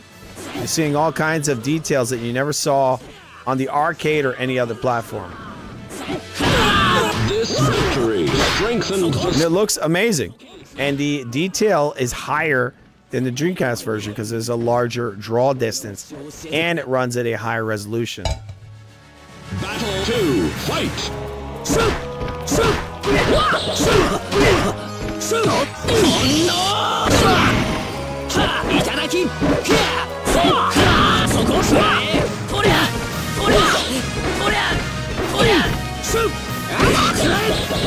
The character you see winning is me, and I'm kicking fucking ass. Victory strengthens the soul of Kick. All right, amazing, effing amazing. Looks amazing on here, no joke. This is a Dreamcast game. I loaded it in here, and this shit just looks great. It holds up perfectly. I actually prefer these older graphic styles to the new ones. I don't think these modern graphic engines you see for games like Soul Calibur or Tekken actually look very good. I don't, because they go for this kind of like photorealistic look, and for real, it just doesn't look very good to me. I do not want to see photorealism coming from games like Tekken or Soul Calibur. Battle 2, fight! Their style, those characters were not built for photorealism. Now, they look amazing in the way they're animated, but Dead or Alive should have never changed after Dead or Alive 4. Like, the look of the character should have stayed the same. It's like, look, we're going to take Homer Simpson and make him look photoreal. Like, why would we do that? Look, those characters look great. Their best, they look their best on the Soul Calibur. Those characters look their best on the Xbox 360. And that was the same graphics engine we saw Well, maybe not the same graphics engine, but the poly counts didn't change that much from the arcade of Dead or Alive all the way up to the Xbox 360. So why are you changing them? Why are you making them look photoreal? Like I remember it went from DOA 4, and then they went ahead and they made them photoreal. They made them look weird. Because like, why are you trying to make them look like humans? That's not the point. It's like the Cowboy Bebop. We don't want to see Cowboy Bebop where he looks real, like a human. It's like you have your art style. Stop fucking with everything. We don't need you to make these guys look like they have real like skin. You know, make that fucking older way that they're supposed to look. You know, that whatever you call that, a cartoonish look to them. And just keep it as it is, bro, and enhance that in whatever way you need. Like make the cloth look more real. Maybe make the cloth flow more realistic. The hair move more realistic. But you don't take the character model, the way the character looks, the shape of his face, his skin textures and all that, and make it look like fucking actual skin. And like it just doesn't look like the same fucking character. It looks terrible.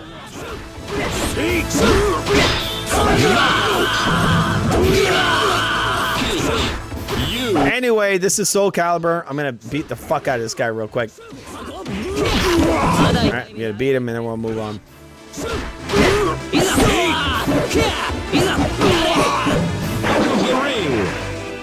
This victory strengthens the soul of Kilik. Boom! You win! Boom. Anyway, there's the gay guy. He's gay! He's LGBTQ. It's okay. We accept him for who he is. Or he identifies as. That's Voldo. Alright, we're gonna get out of here real quick. I am like sweating my beep off, people. Sweating my beep off. Beep! Alright. We're gonna be getting out of here. 1 second, guys. I'm gonna be turning right now. What I'm gonna do is I'm going to exit out of the game mode. But you guys seen it. I want to show it to you. It's what I would say amazing. It is amazing for a console to be doing this stuff. A PC can do it, but actually it's more streamlined in here. If you can get it to work, you don't have any kind of like corruption in your hard drive. It's an amazing experience, all right? All right. 1 second, guys. 1 second. I am not going to show too much of this because I could have sensitive data in here. I'm going to go into my TV app and I'm going to be exiting this mode and going into the regular Xbox mode to possibly install Fatal Frame. Right? Okay. 1 second. I'm going to go into my TV. And installing this shit, things, and fucking stuff, all right? All right, here we go. We are exiting the game mode right now. Well, not game mode, the dev mode. Leave dev mode. All right, here we go. Okay. One thing you do never want to do when you're exiting your game mode is click on the box that shows up when you're exiting the game mode. What it says is leave dev mode. Switching out of developer mode will reset your console.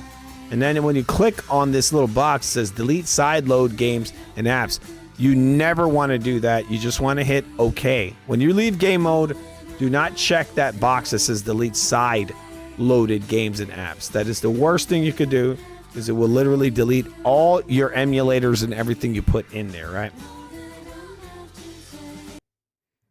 All right, I'm leaving the mode right now, okay? I'm leaving. You guys can't see it, but it is now converting back to the regular Xbox screen.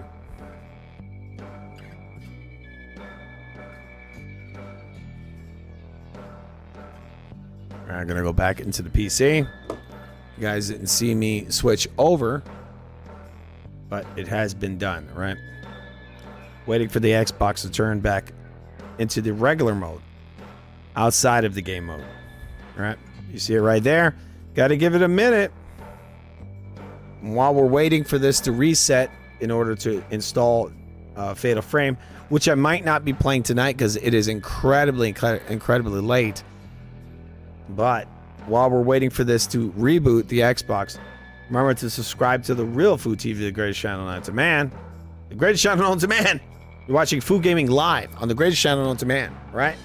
And again, if you want to support the channel, our Venmo's in the description, all right? That's where you send your donations to the channel. And we're gonna possibly be streaming live from Twitch exclusively because YouTube is a piece of fucking garbage. We fucking hate you, YouTube. We fucking hate you. But this is what I'm using because it's convenient. But we're gonna be getting out of this YouTube shit, this YouTube hellhole very soon. All right. But you guys are cool, right? You really are.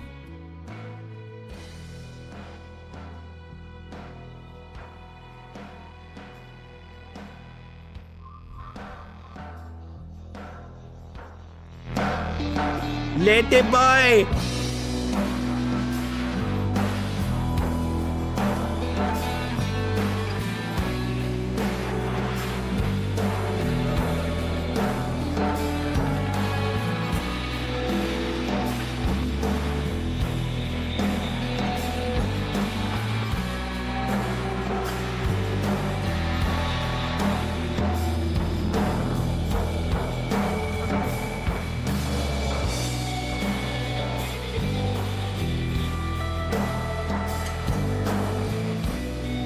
We'll get into some more music while the Xbox is rebooting. All right, I'm going to check it in a second. One moment, please. All right, let's check and see if this shit is done. All right, there it is. It is done. All right, this just glitched. Give me one moment.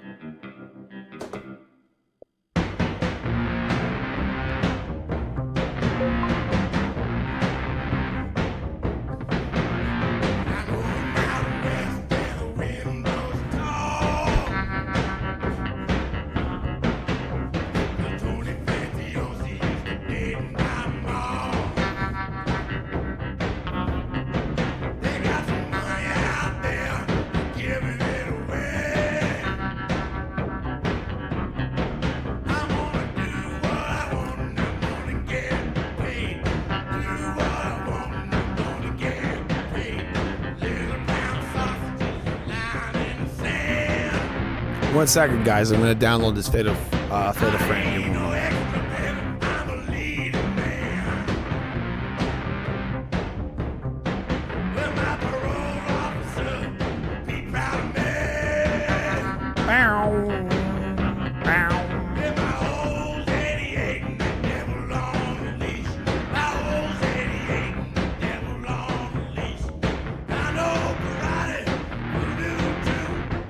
That Terminator game, Terminator 2D No Fate, is actually only $30. I don't know if it's on sale. Yeah, Forgive Me Father, it's on sale right now on Xbox Live. It's only $8.74. It's got some sales going on.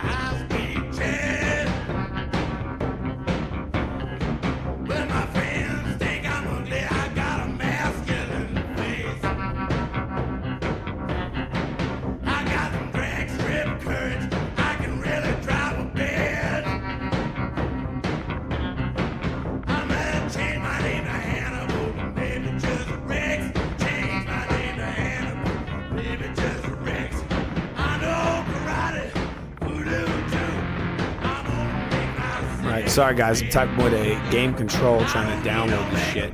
I'm almost there. I look good without a shirt. Ow. Yeah, I'm almost there. I'm looking for this demo. I think maybe I found it.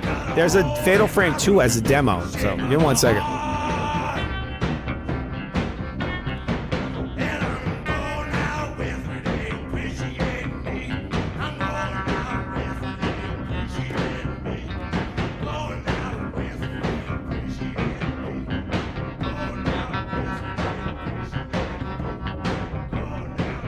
We got Fatal Frame 2 here.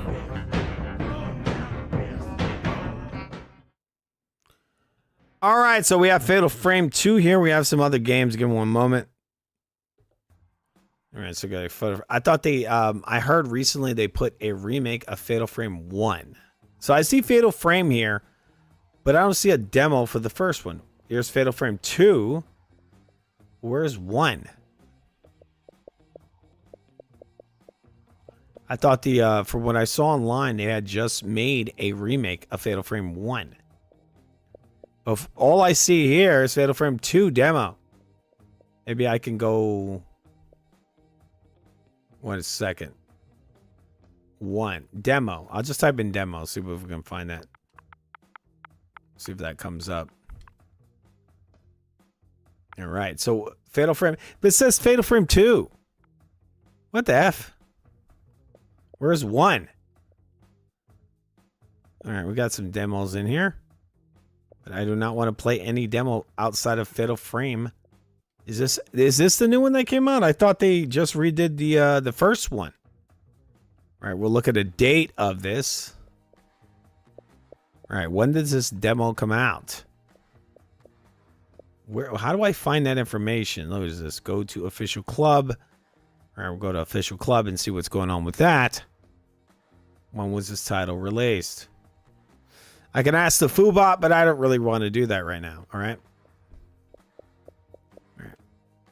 I thought Fatal Frame 1 was just, or 2, the remake was just released. One moment, guys. Sorry. This is screwing up.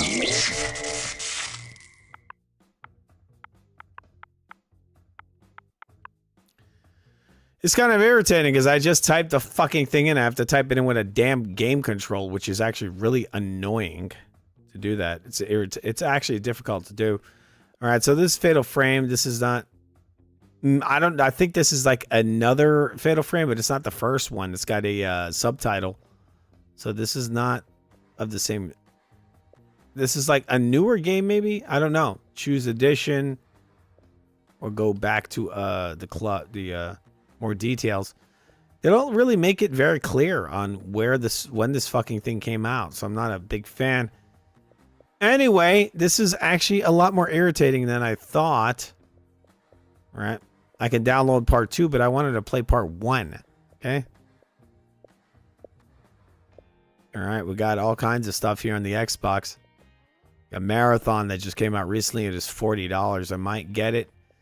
But I don't think it's as good as advertised. That's for damn sure, all right? Let's see a little of this.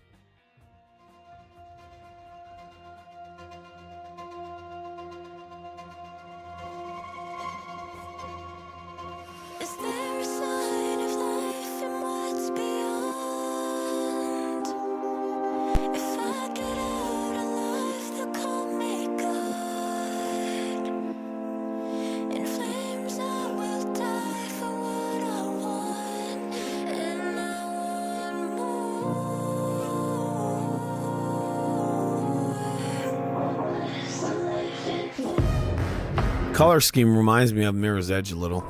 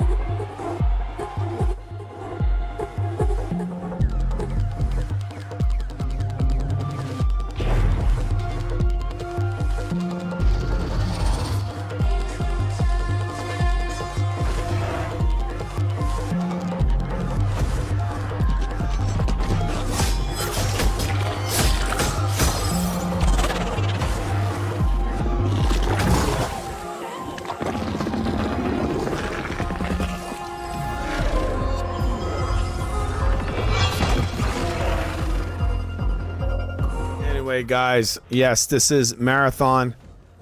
This is a in a way, I guess, sort of in a way, a reimagining. A Marathon is actually, a lot of people don't know this, but Marathon is really old. Marathon, actually, the first Marathon game came out before the first Halo game. This is what Bungie started on, Marathon. I think that was actually their first game. But from what I read about this title, Halo's definitely still better, far better than Marathon.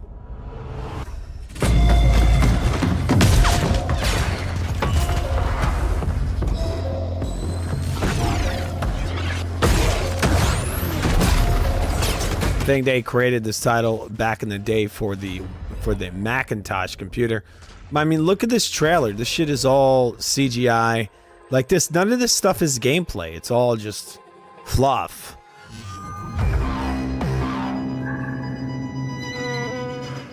Okay, I'm gonna go to bed in a minute, people. Look, give me 1 second. I'm gonna go over here. We're gonna watch a little video about GDC. GDC just happened. The Xbox came out.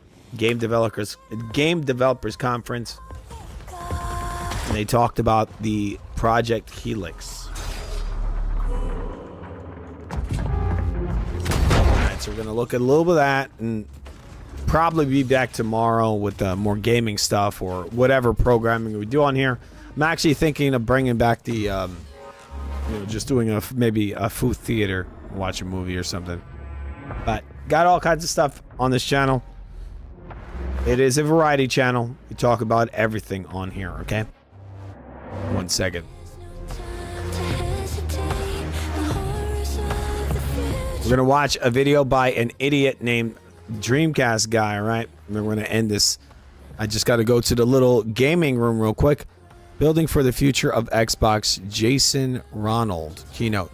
So we might actually have a keynote here from the Xbox conference, but we're gonna watch a little bit of this Dreamcast Guy, then we might watch a little tiny bit of the interview from Jason Ronald, which is he's an executive at the Xbox division at Microsoft, right? But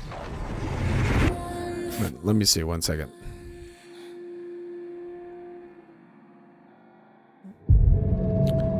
Actually, maybe we'll watch this first. Joe Rogan Roast.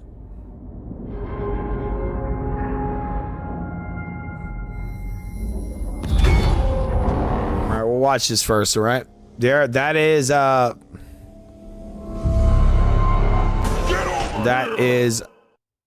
Marathon Fake Edition. All right, that is not even how the game looks. All right. Got a press event here. This is from the Xbox keynote that just happened at GDC, right? All right, we're going to put this on, and I'm going to go to the little game room just real quick, and then we're going to watch a little bit of this, and I'm going to go to sleep. This is very late. 1 second. I don't know why this is still playing right now. Where the fuck is this playing? I got a video in here that just keeps playing, and I don't know where it is. All right. No idea. You guys see this, but this shit is not on my screen right now. So it's playing from somewhere and I have no idea. All right, 1 moment. I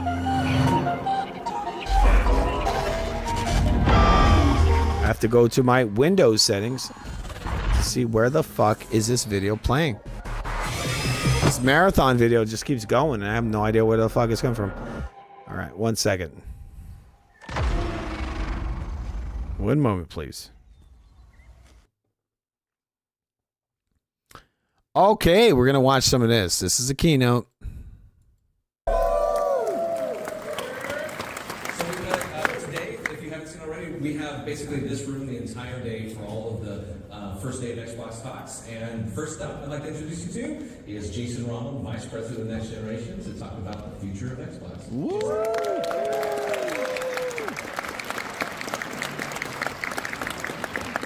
Weird, freaky, bearded man. Be right back, guys. I'm excited to be here this morning and kicking off GDC for Xbox.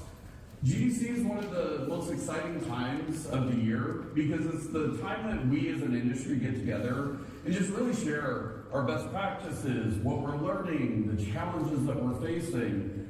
And for those of us on Team Xbox, like, this is really an opportunity to share how we think about the future of Xbox and how do we build it together with the developers in the room, the developers all around the world, and the community. Gaming's always been in Microsoft's DNA, and it was really funny putting this together because Microsoft Flight Simulator is the oldest franchise in the history of Microsoft. Microsoft Flight Simulator was released in 1982, 3 years before Windows itself had actually been released.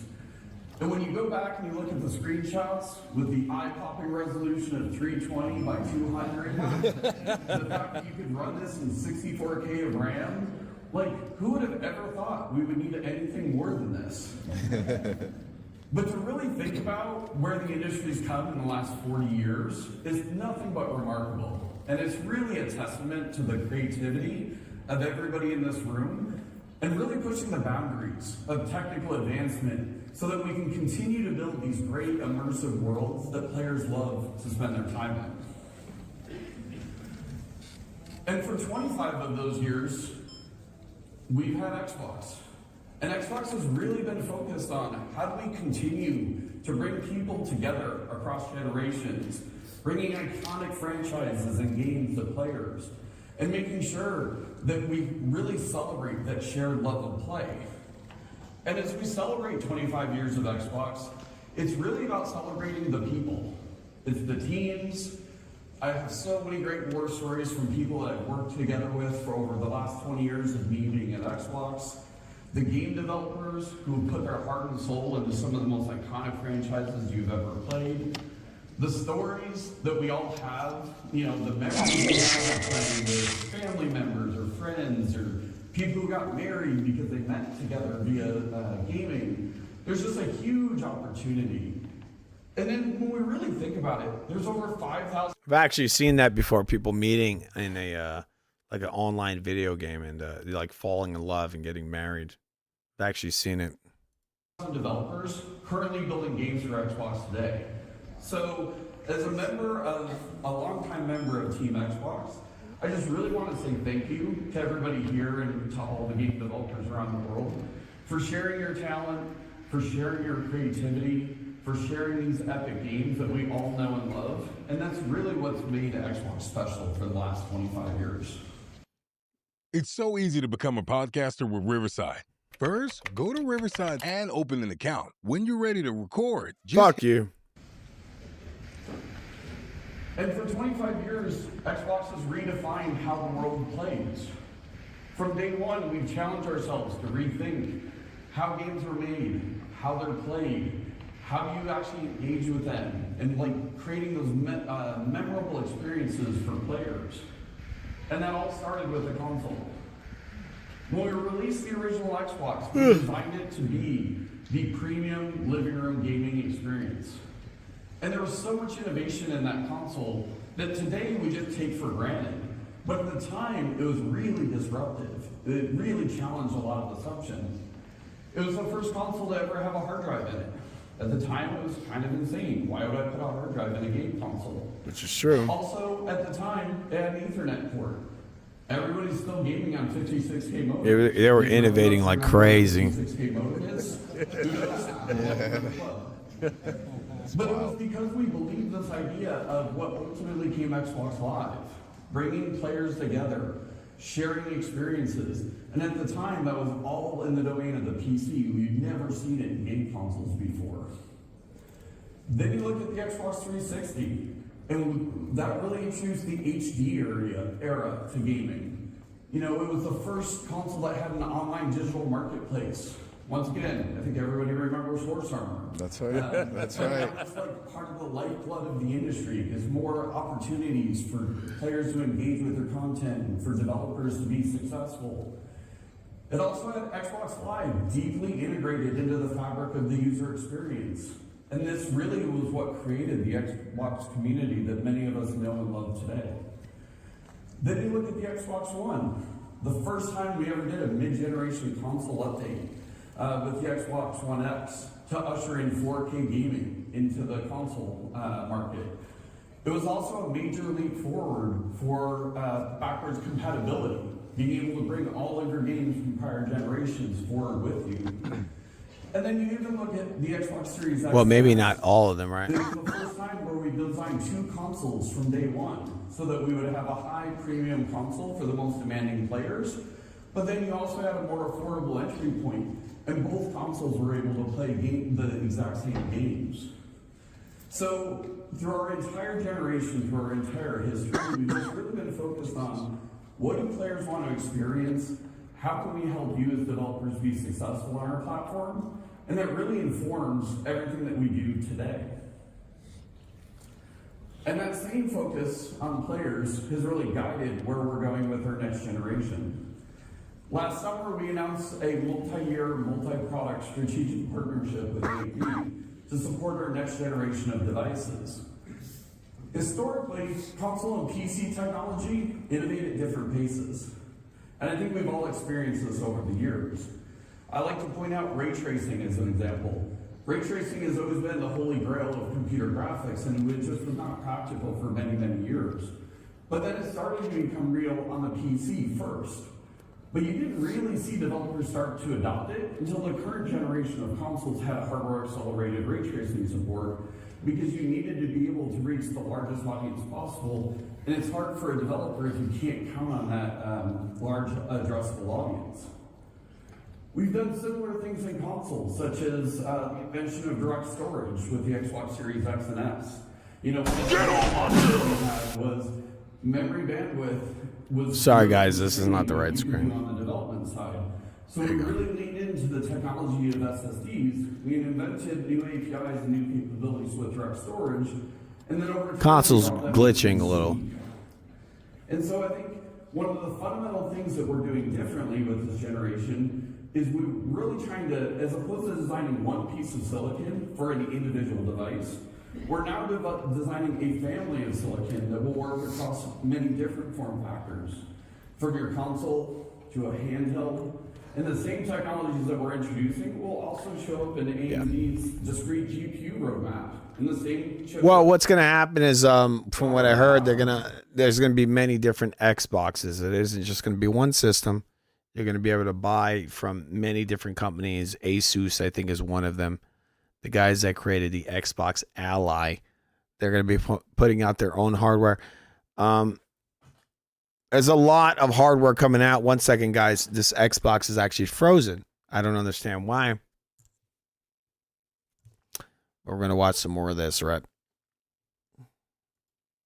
Because ultimately what we're trying to do is we're trying to provide one common platform for game developers so that you can design and optimize your games and have confidence that they can run well across a whole spectrum of devices.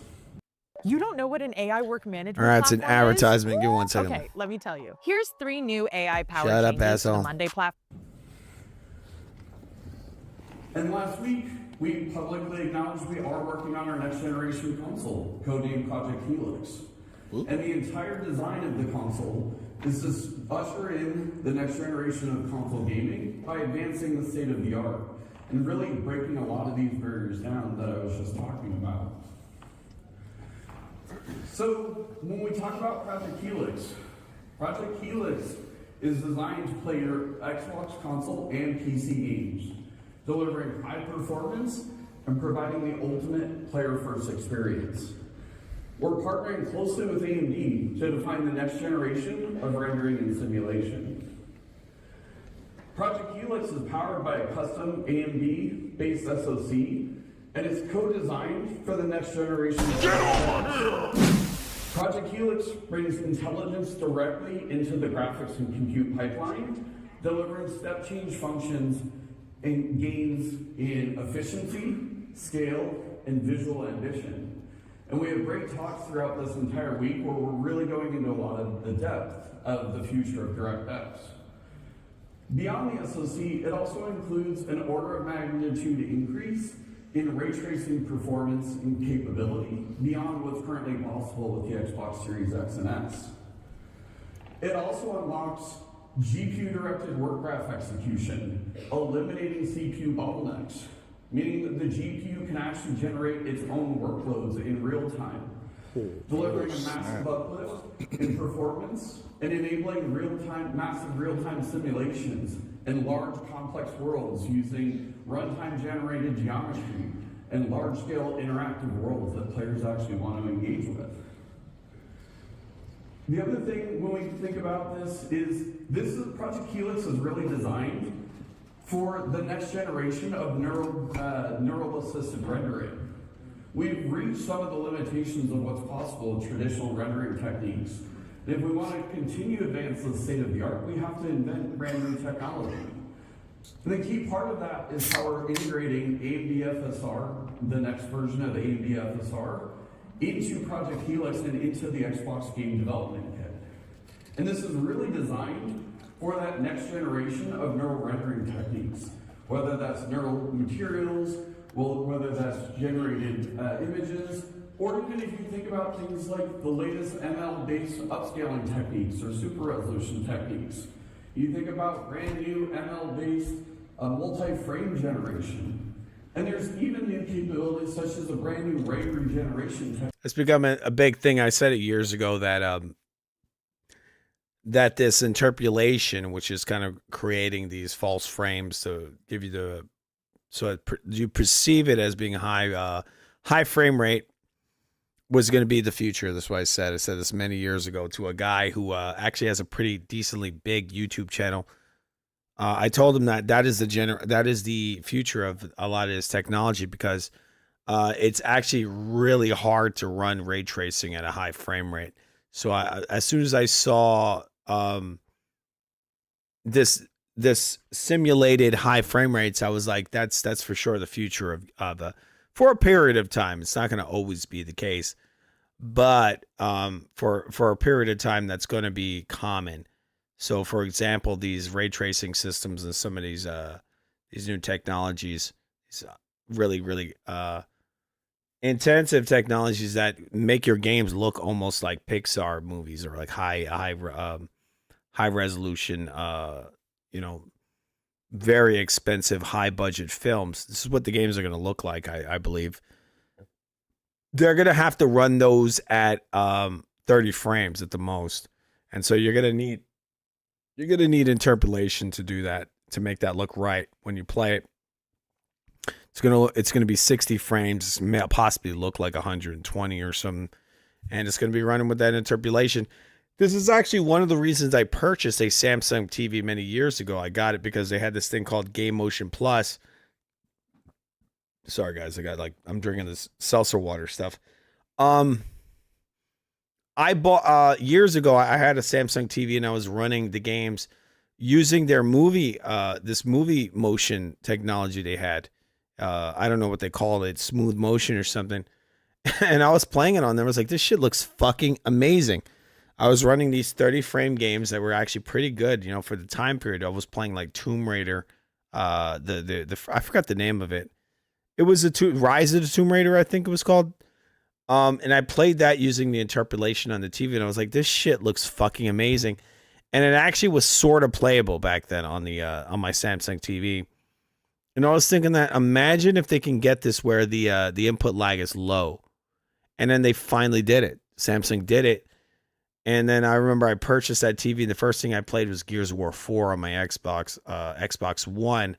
It's a pretty intensive game, that pushes the hardware pretty hard. One of the things I did is when I got my Xbox Series X, I played that title at the 30 frame per second, the high graphics mode of that title on the console, which is basically PC Max settings, but it's at 30 frames. So once you put that motion, that game, what they called the Game Motion Plus, it looks fucking amazing, because it was 4K max settings, and now on a console, when you use the interpolation, which is a game interpolation, which is a much lower input lag than what you would have out of a film mode, that's what it was built for before. It wasn't built for games; it was built for movies. But now it was built for games, so the input lag was still input lag, obviously, but it was a lot lower. But I mean, it was fucking amazing. I was playing it at 30 frames, 4K max settings on a console, with this interpolation that made it look like 120 frames. And even though it will add input lag, it's still actually in some ways it adds an advantage because if you run it raw, you can't even on a PC you probably would not be able to hit 120 frames. So if you can interpolate it, you can now actually see more of the image. It's still cleaner, even though it is 30 frames and there's some input lag. It still gives you a better view of the game world. So even if it was like a first-person shooter, when you look around, it's so smooth that when you move, you can actually see enemies in the environment. So I just think there's something there to that interpolation. And it looks like what this guy's saying here is that this is going to be a big part of their new console. And of course it's going to be, because from what I hear, they're pushing the ray tracing, a lot more ray tracing. That's going to be a big feature in these new consoles. A lot of just tons and tons of ray tracing. I mean, if you own a PC, you go look at something like the updated Half-Life 2 with the path tracing. I mean, it's amazing. It's amazing that they can take an old title like that and without having a bunch of developers come in there and burn in a bunch of lighting and build it from the ground up. They can have like a very small team of people and just make the thing look ridiculously good. And so from what I hear, actually, they're going to be doing this on many of the original Xbox games, the 360 games, and so on. They're going to be adding these AI systems in order to update these titles, very similar to what Valve is doing. Sorry, guys, if I'm rambling a little bit. It's very late. I should be going to sleep already, but we're watching this press event that I just found. This is designed to deliver high-performance ray tracing for both real-time ray tracing and path tracing. Another area that we're really focused on with Project Helix is what we call deep texture compression.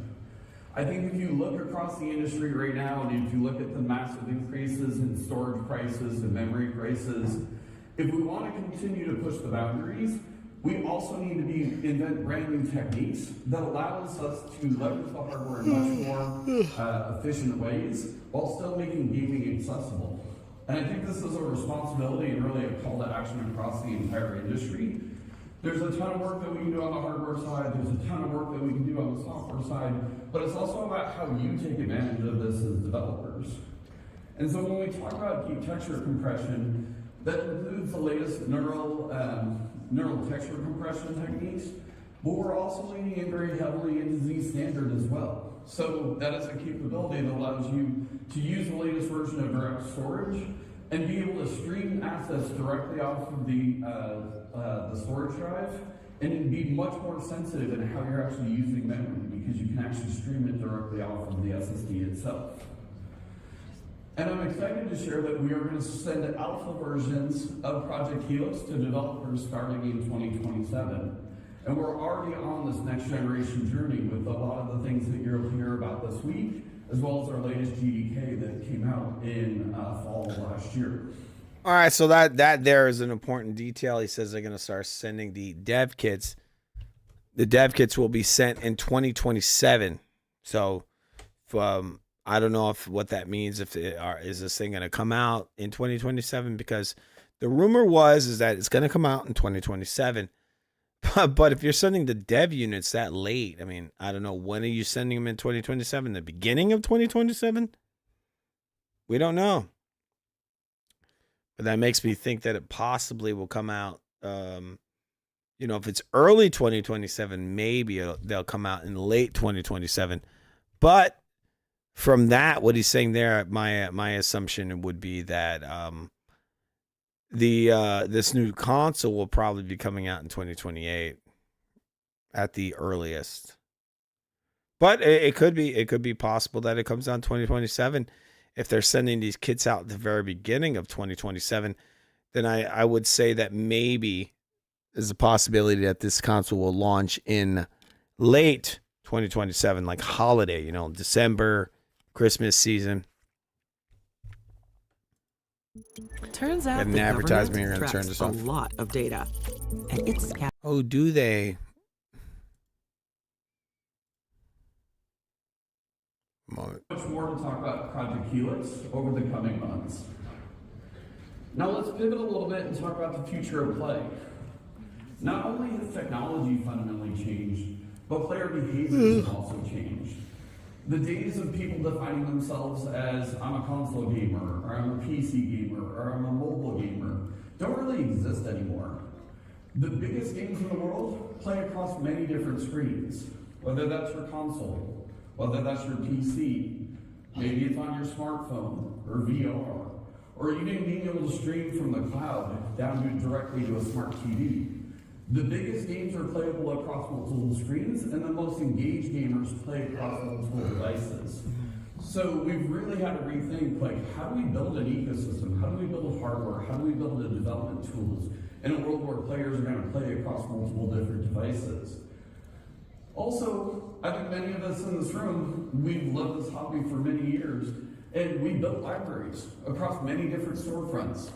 I have my, the games that I bought from Xbox. I have games that I have access to via a Game Pass subscription. I found games that I purchased in other leading storefronts.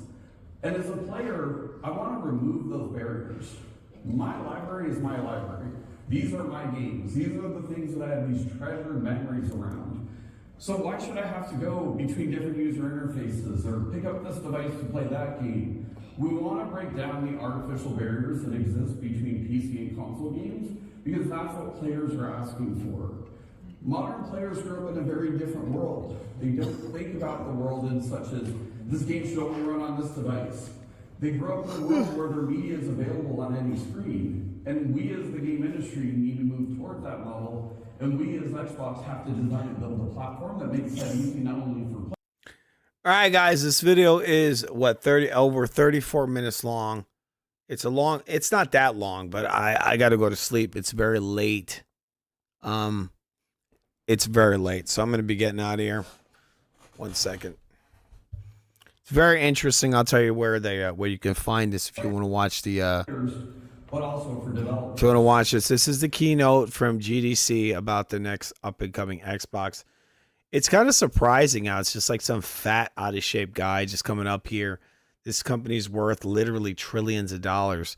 And it's just like this fucking really bootleg-looking press event. I'm like, what the fuck is this? Like, really? This is what you come up with when your company's worth literally, the Xbox division is literally worth billions upon billions upon billions of dollars. And this is the best you can do. Some fucking curtains. Probably some cheap ass Walmart table with a draped over curtain over it, and it's a couple of mics, and this is the best you can do for a keynote. Man, again, like that's what I loved about E3. It's like it made these guys, lift their game up. They can't just come out there with some fucking bullshit, cheap as fuck bullshit. This shit looks stupid. Like this guy's fat and sloppy, he doesn't seem like How players play now, it really has to be deeply. Look, it's shit costs 20. Like this shit costs like 20. Sorry, people, I'm tired. This shit costs like nothing. They came in here. It looks very unprepared. Curtains all over the place. Company worth trillions, and this is the best you can do. I mean, go look at E3 from a couple of years ago. Look at Xbox. How amazing these shows they were putting together. Like these guys are getting lazy in some ways, but still, I don't dislike anything they're doing. I like the hybrid console. It's one of the reasons I will be buying their new system. I'm not too crazy about the bubble anymore. Living in a bubble when it comes to these consoles. All right. 1 second. It's interesting. Maybe I'll watch some more of it tomorrow. We'll finish the interview off, but we're just running real late over here. All right, if you guys want to watch this video that I was just watching, the name of the channel is Day One. The name of the video is Building for the Future of Xbox. Jason Ronald keynote at GDC 2026. If you want to go check that out, just write that into youtube.com. You will find it. There's a lot of people talking about the future of Xbox. There's a guy I actually watch from time to time. His name is Colt Eastwood. It's pretty good. I see he's just put up a new video 10 hours ago about this exact topic right here.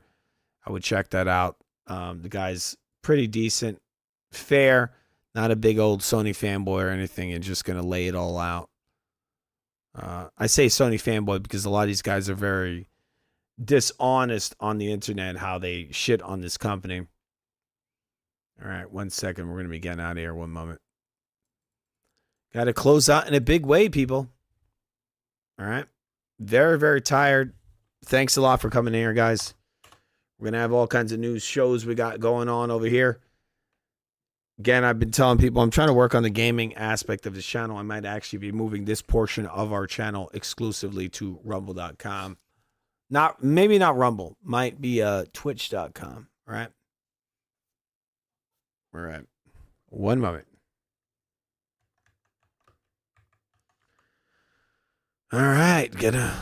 Our last stream got removed. I got that in YouTube prison. I'm trying to get it removed from the YouTube prison so we can go back to, have it out there so people can watch it if they want to watch it. But remember, people, Super Sleepy Edition, Foo Gaming Live. Subscribe, hit that like button. Supposedly helps the channel. And if you also want to help the channel monetarily, our Venmo's in the description of every video on this channel. It's in there, people. Venmo, if you want to help the channel money-wise. All right. But with that said, got an artist over here. 1 second. Okay.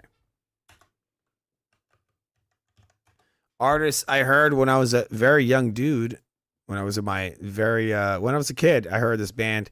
Not a very well-known band. One of my friends used to try to help these bands out. Very young band back then. Not too long ago, but, when I was a little kid, I heard these bands. I listened to this kind of music for a long time. When my friends tried to help these guys out, I actually liked their stuff. This is one of their biggest songs. It's called 6 Gig. That's the name of the band, all right? Name of the song, I'll tell you right now. Song is called Hit the Ground. It's from a band called 6 Gig, all right? All right, we're gonna be getting out of here, guys. I want to thank you all for joining us tonight. All right. Have yourselves a good night. We'll probably be back tomorrow. I'll be doing maybe some more gaming stuff, maybe watch a movie, whatever. Got all kinds of stuff we do on here. Maybe we'll have a political discussion. The gas prices are going up. The AI is insane, and it really is. The AI just keeps getting worse and worse. People think it's a joke, and that's the reason they're distracting you so much is because that AI is coming to replace you, and that's their objective for many of these different occupations. They're trying to bring in the AI because it's cheaper. It's all pure greed. It's all built on greed. All right, but with that said, guys, have yourselves a good night, and I love you.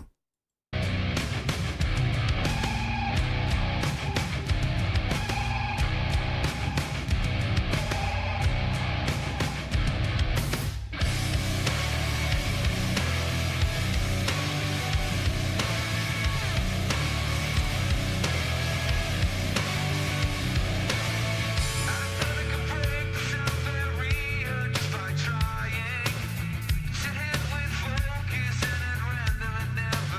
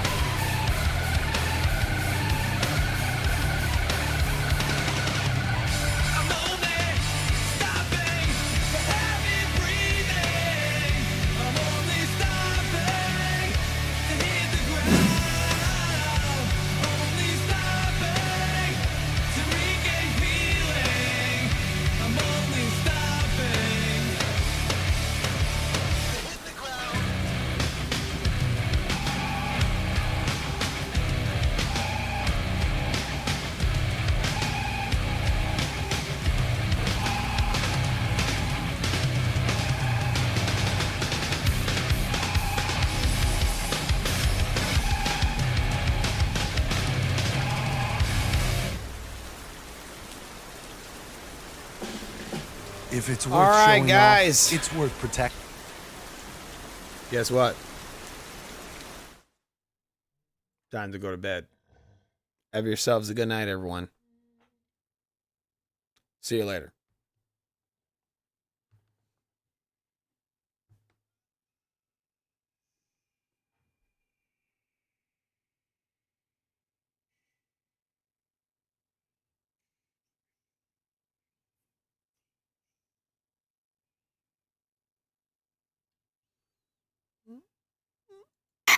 You've killed me! Good. They're eating her! And then they're going to eat me!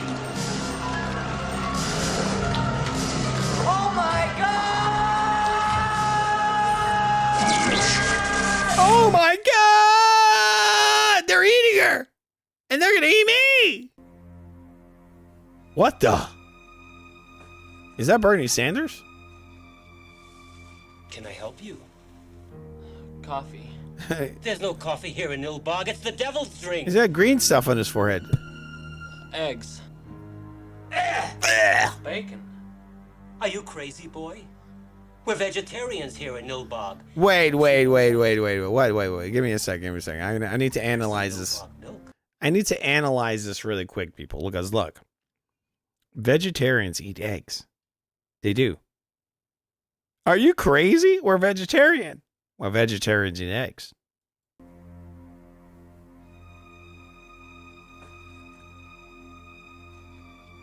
So analyze this one last time. Coffee. There's no coffee here in Nilbog. It's the devil's drink. It's crazy how much he looks like Bernie Sanders.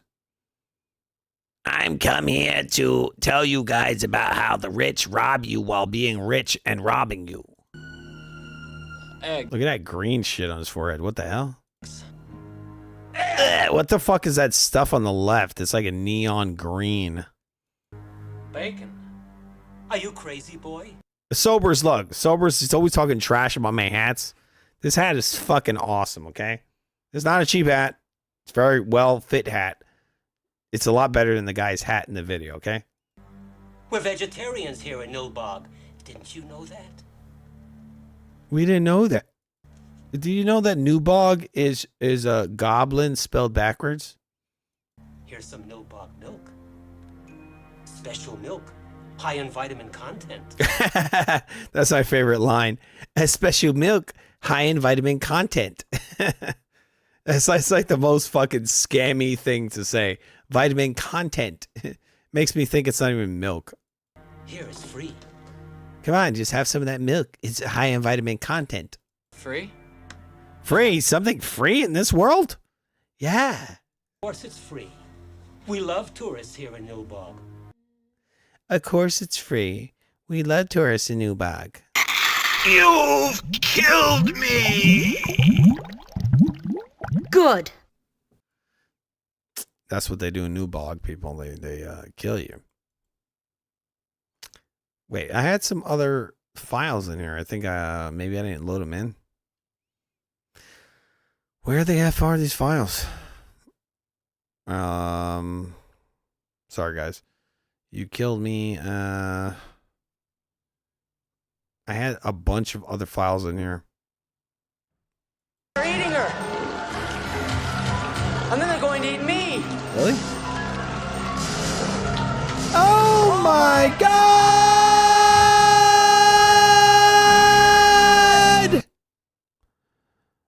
There was another file I had in here. Where the hell is it? I don't know where. 1 second, guys. See if it works through my control here. This is the bounce back. Oh, it's real, y'all. This is the bounce back. All right, so. Well, before that, it was the bounce back. It was the bounce back, people, because he's a total beta. He's a total beta, and he needs drugs.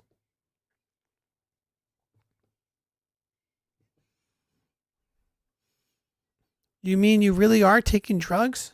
I need them. He's got problems, man.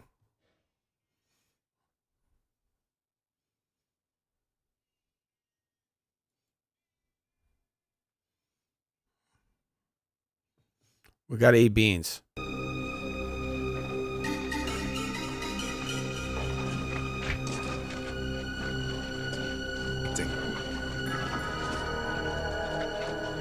Add tech coverage to your USA. We need time for some things to happen. All right, people, we need some time for things to happen. Give 1 second. 1 second. Last song of the show. We played this one before on the channel. Got away with it. All right. I want you guys to have a good night. Thank you for joining us. Hit that subscribe button, hit the like button, and donate to our Venmo. Have yourselves a good night and keep on gaming! Ah!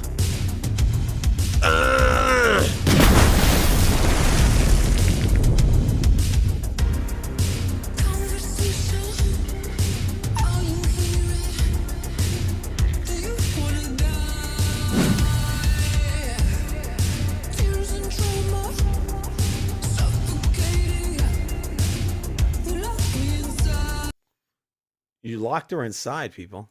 There's a song by Kat Von D. Kat Von D.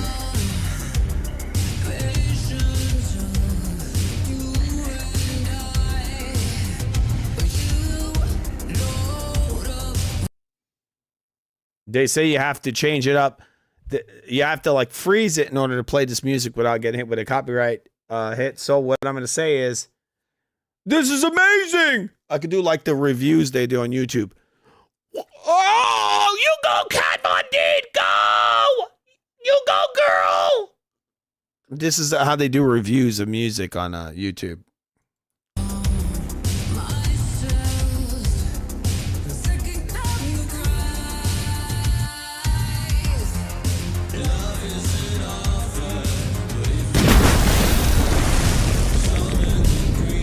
See you guys tomorrow.